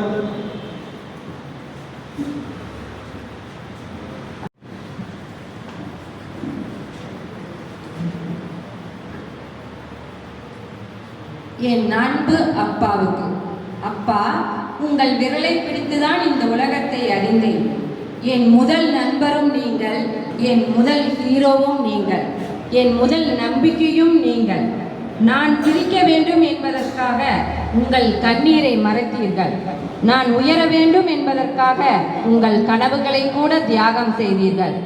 என் ஒவ்வொரு வெற்றியின் பின்னாலும் உங்கள் உழைப்பும் உங்கள் அன்பும் உங்கள் ஆசீர்வாதமும் இருக்கிறது. உலகம் என்னை விட்டு போனாலும் என்னை ஒருபோதும் கைவிடாதவர் நீங்கள். உங்களை போன்ற ஒரு அப்பாவை இந்த உலகம் முழுவதும் தேடினாலும் என்னால் கண்டுபிடிக்க முடியாது. உங்கள் மகளாக பிறந்தது என் வாழ்க்கையின் பாக்கியம். என்றும் உங்கள் அன்பை சுமந்து வாழும் உங்கள் செல்ல மகளிடமிருந்து இனிய தந்தையர் தின நல்வாழ்த்துக்கள்.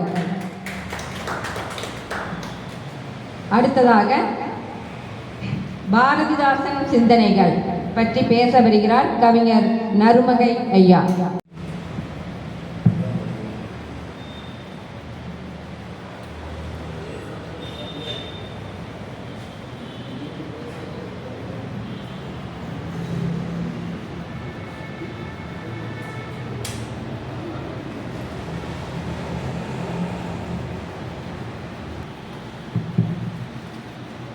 உரு தெரியும் முன்னே என்னுள் கருத்தறிந்து கண்டுபிடித்த தமிழே. இந்த சமூகத்தில் இலக்கியத்தின் மூலம் சமூக பிணியை நோக்குகின்ற ஒரு மிகப்பெரிய உயர்ந்த பணியை செய்து கொண்டிருக்கக்கூடிய மருத்துவர் முத்துசாமி ஐயா அவர்களுக்கும், தந்தையர் தினத்திலே கவிதையை வழங்கிய என் இனமான கவிஞர் பெருமக்களுக்கும், தடம் மாறிய எதிர்ப்புகள் என்கின்ற தலைப்பிலே பேச இருக்கக்கூடிய இனிய நண்பர் திரு மோகன்ராம் ஐயா அவர்களுக்கும், திருக்குறள் சிந்தனைகள் என்கின்ற உயர்ந்த சிந்தனைகளை வழங்கக்கூடிய, என்னை விட என் கவிதைகளை நேசிக்கக்கூடிய நெஞ்சுக்கு நெருக்கமான நண்பர் அஜந்தா நாராயணசாமி ஐயா அவர்களுக்கும், யாருக்கும் கிடைக்காத ஒரு மிகப்பெரிய வரமாக தந்தை கிடைத்த விருதை விரும்பாத வெற்றியாளர் என்ற தலைப்பிலே தன் வாழ்வியல் அனுபவங்களை இங்கே ஒரு துப்பறியும் நாவலை போல சுவாரஸ்யமாய் சொல்லிவிட்டு சென்ற திரு ரவி ஐயா அவர்களுக்கும், உலகம் சுற்றும் வாலிபன் என்ற திரைப்படம் நான் பார்த்திருக்கிறேன் எம்ஜிஆர். அதுக்கப்புறம் பார்த்தீங்கன்னா ஓய்வுக்கு பிறகு தமிழாசிரியராக இருந்து இன்று உலகம் முழுவதும் சென்று தமிழ் பணி செய்து கொண்டிருக்கக்கூடிய என் இனிய நண்பர் திரு தங்கவேல் ஐயா சேதாரத்னம் ஐயா அவர்களுக்கும்,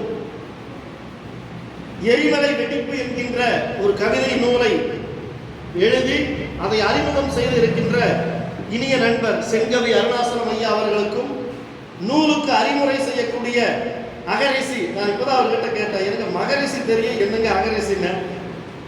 அவர் கவிதை எழுதுவதால் அப்படி இருக்கலாம் என்று தங்கவேல் ஐயா சொன்னார்கள். அகரிசி இனிய குரலுக்கு சொந்தக்காரர், அற்புதமாக பாடல் பாடக்கூடியவர், நீ பாடுவார்னு நினைச்சேன். அகரிசி ஆரம்பாப்பா. நூல் விமர்சனம் 1000ல் ஒருத்தி மலேசிய எழுத்தாளர் அவர்கள் எழுதிய நூலை விமர்சனம் செய்யக்கூடிய மிகச்சிறந்த இலக்கிய இனிய நண்பர் திரு மாயாவி மனோகர் அவர்களுக்கும், ஒரே ஒரு பெண்ணாக இருந்தாலும் சிங்க பெண்ணாக வந்து ஒன்றல்ல நான் 1000ல் ஒருத்தி என்பதற்கு இணங்க நான் வந்த உடனே பார்த்தேன் மகளிருடைய எண்ணிக்கை குறைவாக இருந்தது. ஒருவேளை அவங்க சொன்னாங்க தந்தையர் தினம் என்பதால என்னவோ மகளிர் வரவில்லை என்றார்கள். இந்த நீட் தேர்வு மறுதேர்வு நடந்து கொண்டிருக்கிறது மற்றும் பல்வேறு நிகழ்வுகள் நடந்து கொண்டிருப்பதால் வர இயலாது என்று சில நண்பர்கள் தோழிமார்கள் சொன்னார்கள். ஆண்களுக்கு இணையாக ஒருத்தியாக வந்தாலும் அதிலே மிகச் சிறப்பான கவிதைகளை வழங்கிய அன்பு சகோதரி மகேஸ்வர் அவர்களுக்கும், இந்த விழாவில் திரளாக கலந்து கொண்டிருக்கக்கூடிய உங்களுக்கெல்லாம் ஆச்சரியமா இருக்கு, என்ன திரளாக. திருப்பூர் என்பது ஒரு டாலர் சிட்டி, செல்வ செழிப்புகளும் பணமும் புழங்குகின்ற இடத்தில் இலக்கியத்துக்கான இவ்வளவு பேர் வந்திருந்தால் அது ஒரு மிகப்பெரிய வெற்றி தான். எனவே வந்திருக்கக்கூடிய அத்தனை பேருக்கும் என் மகிழ்வான வணக்கங்கள். இந்த விழாவிற்கு கார்த்திகேயன் அழைக்கும் போது நான் சொன்னேன், சென்ற வாரம் சொல்லும்போது வருகிறேன் என்று சொல்லிவிட்டேன். 2 நாளாக எனக்கு சற்று உடல்நிலை சரியில்லை, சளி இருமல், இருந்தாலும் வந்துவிட வேண்டும் என்கின்ற நோக்கத்திலே பல முறை வர வேண்டும் என்று நினைக்கின்ற போது ஏதாவது ஒரு விழாவிலே இந்த நிகழ்வுகளிலே நாம் சென்று விடுகிறோம். இலக்கிய பண்டிகை எப்பொழுது வர வேண்டும் என்கின்ற எண்ணத்திலே இந்த முறை வருகிறேன் ஐயா. என்னுடைய உரை நீச்சை ஒரு 10 நிமிடம் என்பதை 5 நிமிடமாக சுருக்கிக் கொள்கிறேன் என்கின்ற அனுமதியோடு இங்கு வந்து கலந்து கொள்கிறேன். சென்ற வாரம் எனக்கு ஒரு ஏற்பட்ட ஒரு இலக்கிய அனுபவத்தை பகிர்ந்து கொண்டு நிகழ்வுக்குள் செல்லலாம் என்று ஆசைப்படுகிறேன். ஒரு இலக்கிய நிகழ்வு, ஊர் பெயர், நிகழ்வு நடத்தியவர்கள் பெயரை சொல்லுவது அவை மேடைக்கு சற்று சரியான பொருத்தமாக இருப்பாது என்பதால் இலக்கிய நிகழ்வுகள் என்று சென்று கொண்டிருக்கிறது என்கின்ற ஒரு செய்தியை சொல்லுகிறேன். ஏன்னா நாம் எல்லாம் கவிஞர்கள், பல்வேறு நிகழ்வுகளில் சென்று கலந்து கொள்ளக்கூடியவர்கள், நல்ல பல்வேறு மேடைகள் கவியரங்கம் நீங்கள் வந்து கலந்து கொள்ள வேண்டும் என்று சொன்னார்கள். சென்னையிலிருந்தும் மதுரையிலிருந்தும் தஞ்சையிலிருந்தும் பல்வேறு கவிஞர்கள் வருவார்கள், நீங்கள் கட்டாயம் வர வேண்டும் என்றார்கள். நான் எனக்கான பணியை எல்லாம் ஒத்தி வைத்துவிட்டு வருகிறேன் ஐயா என்று பெயர் கொடுத்து விட்டேன். ஒரு பெரிய சிக்கல் என்னவென்றால், ஒரு இடத்தில் நாம் பெயர் கொடுத்து விட்டால் கட்டாயம் இந்த நிகழ்வில் கலந்து கொள்ள வேண்டும். என்னுடைய மகன் விடுதியில் படித்துக் கொண்டிருக்கிறான், 10ஆம் வகுப்பு முடிந்து. மதியம் ஒரு 3 மணிக்கு நான் அவனை அழைத்துக் கொண்டு போய் வீட்டில் விடுதியில் விட்டுவிடலாம். கவியரங்கம் எப்படியும் 10 மணி என்றால் ஒரு 11 மணிக்கு ஆரம்பிச்சிருவாங்க என்று நான் 10:30 மணிக்கு அந்த நிகழ்வுக்கு சென்று விட்டேன். சென்ற வாரம் அமாவாசை, சரியான கூட்டம், உங்களுக்கு எல்லாம் தெரியும். பேருந்து ஏற முடியவில்லை, எப்படியோ சிரமப்பட்டு ஏறி அந்த நிகழ்வுக்கு சென்றேன். 10:30 மணி விழா தொடங்கவில்லை, 11 மணிக்கு தொடங்குகிறது. கவியரங்கத்துக்கான எந்த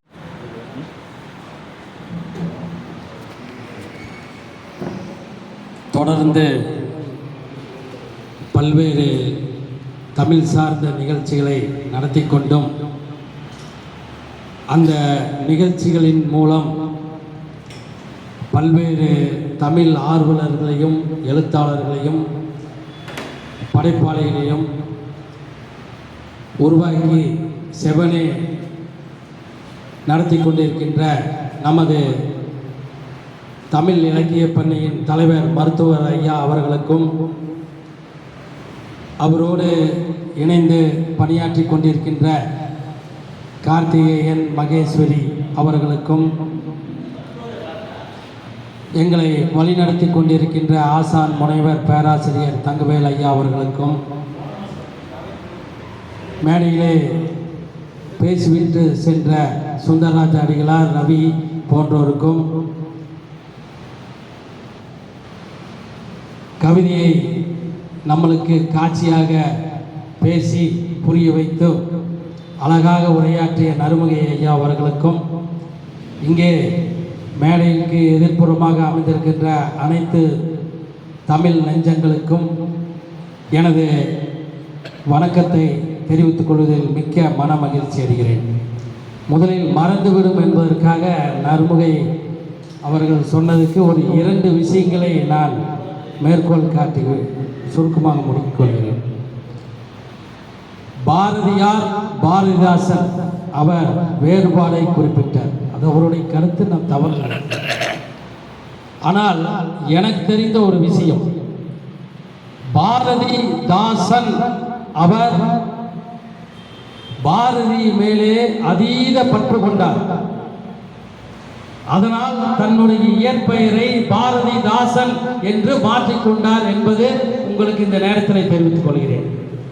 நாம் ஒவ்வொருடைய கவிஞர்களையும் நான் என்னுடைய தனிப்பட்ட பார்வையிலே அவர்களுடைய நல்ல விஷயங்களைத்தான் நாம் எடுத்துக்கொள்கிறேன். நாம் அப்போ திரைப்படம் பார்க்குறோம், எல்லா சீனும் அதில் வருது, உண்டோ இல்லைங்க?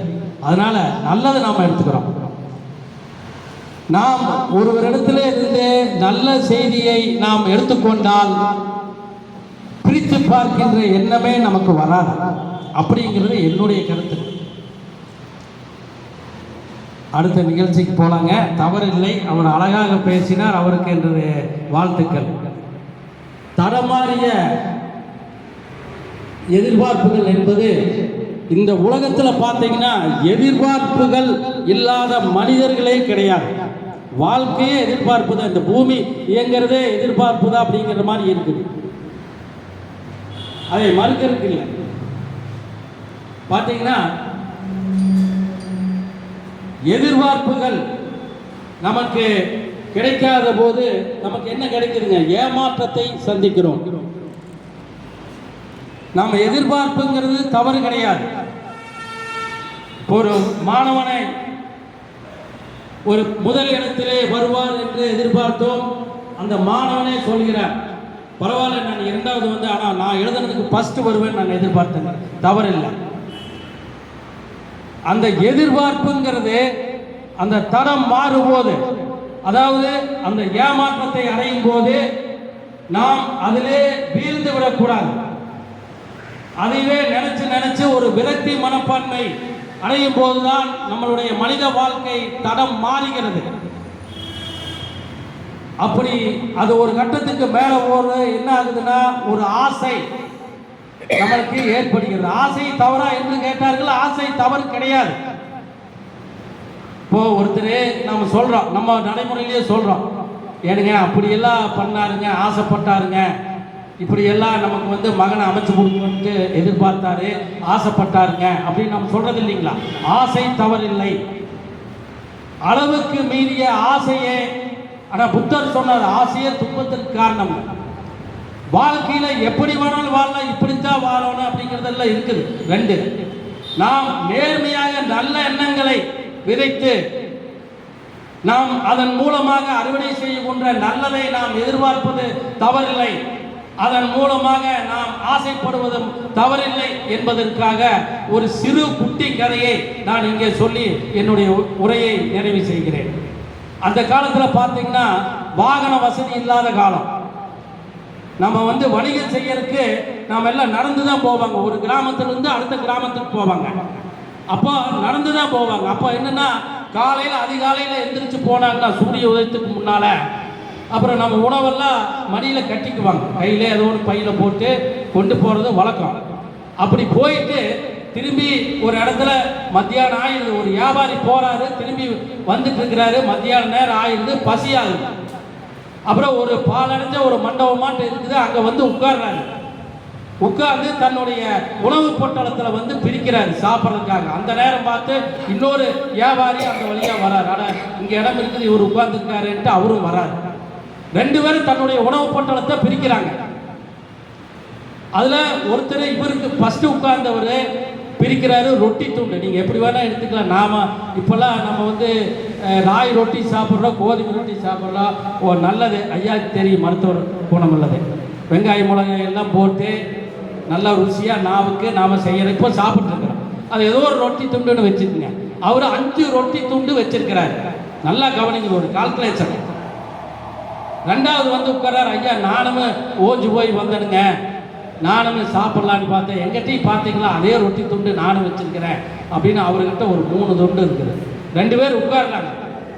முதல்ல வந்தவருக்கு 5 ரொட்டி துண்டு கையில் இருக்குது, ரெண்டாவது வந்தவருக்கு ஒரு 3 ரொட்டி துண்டு இருக்கு. இந்த நேரம் பார்த்து இடையில ஒருத்தர் வராரு. ஐயா இங்கே உட்காந்துருக்கிறீங்களா? எனக்கு மயக்கமே வந்துட மாட்டேங்குதுங்க, பசி மயக்கம். நான் உங்களுக்கு முன்னால் நான் சுற்றிட்டு வந்து இப்போ தான் ஓய்வு எடுக்கலான்ட்டு பசி மயக்கத்தில் வந்து நீங்கள் உட்கார்றதை பார்த்து நான் வந்தேன் அப்படின்ட்டு அவரு உட்கார்றாரு. சரி இன்னும் 3 பேர் சாப்பிட்லாங்க அப்படிங்கிறாங்க. ஆனால் 3வது வந்தவர்கிட்ட எந்த உணவு பொட்டலும் இல்லை. அப்புறம் பார்க்குறாங்க, இவர்கிட்ட 5 இருக்குது 3 இருக்குது. ஆனால் சரிசமமாக வந்து பிரித்து சாப்பிடணும், பகிரணும். 8 எப்படிங்க 3 பேர் சரிசமமாக பிரிக்கிறது சொல்லுங்க. அப்போ என்ன பண்ணுறாரு அப்படின்னா அவர் ஒரு யோசனை சொல்கிறாரு. நீங்கள் வந்து உங்ககிட்ட இருக்கிற ஒவ்வொரு துண்டையும் 3ஆக பிரிச்சிருங்க. 5 ரொட்டி துண்டு இருக்கிற முதல் வந்து இருந்தவர் 5 15. 3வது ரொட்டி துண்டு இந்த 2வது வந்தவருக்கு 3 இருக்கு, 3 9. அப்போ எவ்வளோ ஆச்சுங்க? 15 9 24. ஆளுக்கு 8 வச்சுக்கங்கன்னு சாப்பிட்டுக்கலாங்க ஈக்குவலா அப்படின்னு சொல்லி சொல்கிறாங்க. சரின்ட்டு அந்த 5 + 3 8 5 15 இல்லை சாரி 24. 24 ஆளுக்கு 8 பிரித்து 3 பேர் சமமாக சாப்பிட்டுக்கிறாங்க.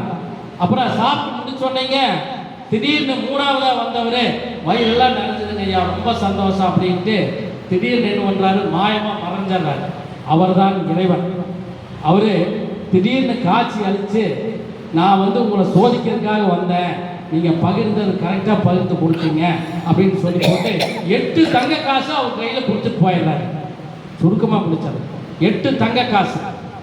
அப்போ ஏன்னா அவர் என்ன நினைக்கிறாரு, சரி நான் 5 வச்சதுனால 5 நீங்கள் 3 5 3 8 பிரிச்சுக்கலான்னா இந்த 2வது அது சாத்தியம் இல்லைங்க. நான் உங்களுக்கு கூடுதலாக 3 பேர் பகிர்றதுக்காக என்கிட்ட குறைவாக இருந்தாலும் என்கிட்ட கொடுத்தேன், எனக்கு 5 கொடுங்க நீங்கள் 3 வச்சுங்க அப்படிங்கிறாரு. அப்போ அது வந்து என்னன்னா அவங்களுக்குள்ள ஒரு சண்டை வந்துடுது. அப்போ அந்த ஊரில் ஒரு ஜமீன்தார்கிட்ட போய் கேட்குறாங்க, சரிங்க 8 எப்படிங்க பிரிச்சுக்கிறது அப்படின்னு. அப்புறம் அவர் வந்து இவங்க 2 பேர் கதையெல்லாம் கேட்டுட்டு பகவான் கொடுத்துட்டு போயிருக்காரு, இதில் எதுக்கு பாகுபாடு பார்க்குறீங்க ஆசையா? அவர் கடைசியில் முதல்ல கொடுக்கறது கொடுங்கிறாரு, அதுக்கு அவர் 2வது சம்மதிக்கலை. அப்புறம் தான் இறுதியாக ஜமீன்தார்கிட்ட போய் அவர் சொல்கிறாரு, நீங்கள் 5 கொண்டு வந்ததுனால நீங்கள் 3 துண்டாக பிரித்ததுனால 5 15 பிரிச்சுக்குங்க, அதில் 8 கழிச்சுக்குங்க, 7 நீங்கள் வச்சுக்குங்க. நீங்கள் 3 துண்டு நீங்கள் கொடுத்ததுனால 3 9 3 பேருக்கு கொடுத்துருக்குறீங்க, அதில் 8 கழிச்சுக்குங்க, நீங்கள் வந்து 1 வச்சுக்கங்கன்னு தீர்ப்பு கொடுத்தாங்க. அப்போ இயற்கையாக 3 வந்திருந்தா லாபம் அவருக்கு அதிகமாக ஆசைப்பட்டார். அப்போ முதல்ல கொடுத்தவருக்கு வந்து 7 வந்துருச்சு, 2வதுக்கு எவ்வளோ வந்ததுங்க? 1 தான் கிடைச்சது. அதனால் நாம் வந்து எதிர்பார்ப்புகள் நமக்கு எல்லைக்குட்பட்டதாக இருக்கட்டும், நமது சக்திக்குட்பட்டதாக இருக்கட்டும் என்று சொல்லி ஆசைப்படுங்கள். அதை நல்ல நோக்கிலே நம்மளுடைய தகுதிக்குட்பட்டு நாம் நியாயமானதுக்கு எவ்வளவானாலும் உயரை அடுத்து நாம் சாதிக்கும் அளவு கனவு காண்டு நாம் முயற்சியும் உழைப்பையும் நாம் செலுத்தி நாம் என்றும் உயர்வடைவோம் என்று சொல்லி இந்த வாய்ப்புக்கு நன்றி தெரிவித்து விடைபெறுகிறேன். நன்றி, வணக்கம், ஜெயசன். அனைவருக்கும் வணக்கம். மேடையில் இருக்கும் சான்றோர்களுக்கு அனைவருக்கும் வணக்கம். குறிப்பாக கொங்குநாடு கண்ணதாசன் நான் பேர் வச்சுருக்கிறேன். இந்த மாதிரி ஒரு இவங்களெல்லாம் சொன்னேன், நீ எல்லாம் என்னையா கவிதை பாடுறீங்க, எதுகை நூலையெல்லாம் இல்லை. ஆனால் கவிதையின் நயம், தமிழின் அழகு, சொல்லின் வீச்சு அனைத்தும் ஒருங்கே பெற்ற ஒரு மாபெரும் கவிஞன் நம்முடைய இருக்கிறாரு. இவரையெல்லாம் நம்ம மனதார வாழ்த்தோம். இவருடைய புகழ் எங்கும் பரவும். ஏன்னா குளத்திலிட்ட விளக்காக இருக்கிறது, குன்றிலிட்ட விளக்காக இவருடைய புகழ் பரவ வேண்டும் என்று நான் இறைவனை பலகாலம் பிரார்த்திக் கொண்டே இருக்கிறேன். கண்டிப்பாக அது நடக்கும். ஒரு காலத்தில் இல்லைனாலும் ஒரு காலத்தில் அவர் சினிமா துறையில் போய் கண்ணதாசனை போன்ற புகழ் பெற்றுத்தான் அவர் இந்த உலகை விட்டு போக வேண்டும் என்பது என்னுடைய விருப்பம். இது எப்பவுமே விருப்பம் கொஞ்சம் பெருசாக இருந்தாலும் தப்பு இல்லை. எல்லாருக்கும்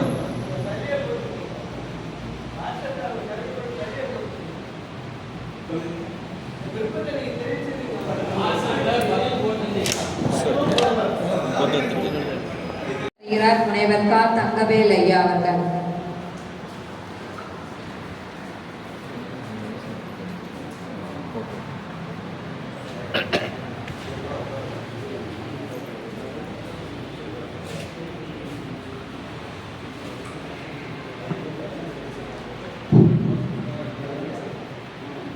தமிழ் இலக்கிய பணியினுடைய தலைவர் மருத்துவர் முத்துசாமி அவர்களுக்கும் செயலாளர் திரு கார்த்திகேயன் அவர்களுக்கும்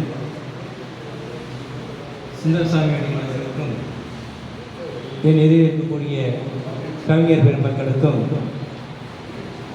மற்றும் இங்கு பேசி அமர்ந்திருக்கக்கூடிய எனது நண்பர் நன்முறை மோகன்ராம் அவர்களுக்கும் அதுதான் நாராயணசாமி இன்னைக்கு தான் 2 சொல்ல பிடிச்சிருக்கு.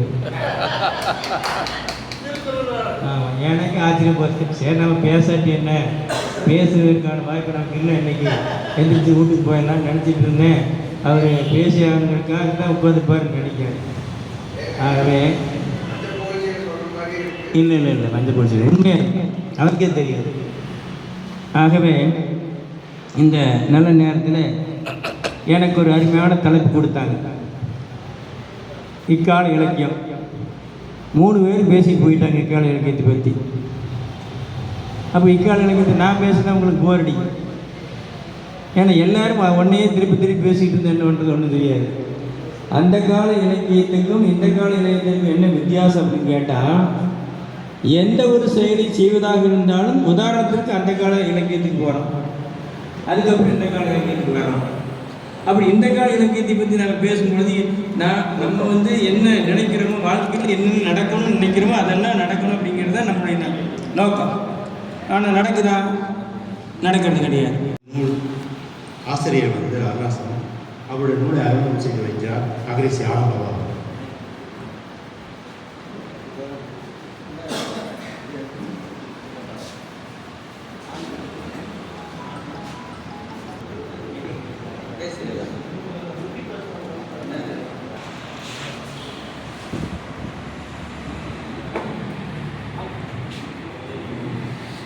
வாங்க, மாறி கூட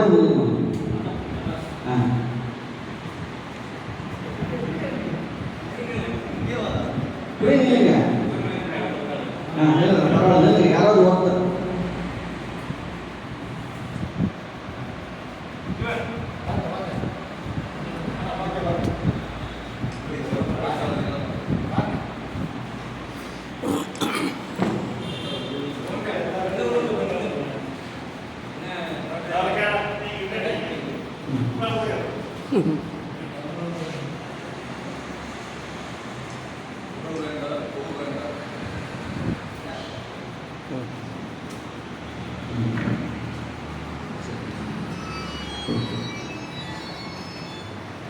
நன்றி. இவர் மறைந்த தங்கவேலையா போல நன்றி ஒரு ஆற்றுவார்னு நினைக்கிறேன். அனைவருக்கும் திருக்குறள் வணக்கம். தமிழ் இலக்கிய பள்ளியின் இம்மாத நிகழ்வுக்கு கலந்து கொண்டு சிறப்பு செய்த அனைவருக்கும் நன்றியை தெரிவித்துக் கொள்கிறோம். மீண்டும் அடுத்த மாதம் மருத்துவர் தினம் வர இருக்கிறது. அந்த தினத்திலே மீண்டும் சந்திப்போம். நம்ம தங்கவேலையா இலங்கை சென்று திரும்பி இருக்கிறார். அந்த பயண அனுபவத்தையும் அடுத்த நிகழ்விலே அவர் பகிர்ந்து கொள்ள வேண்டும் கேட்டுக்கொண்டு வந்திருந்த அனைவருக்கும் நன்றி கூறி விடைபெறுகிறோம். நன்றி. திருக்குறள் வணக்கம்.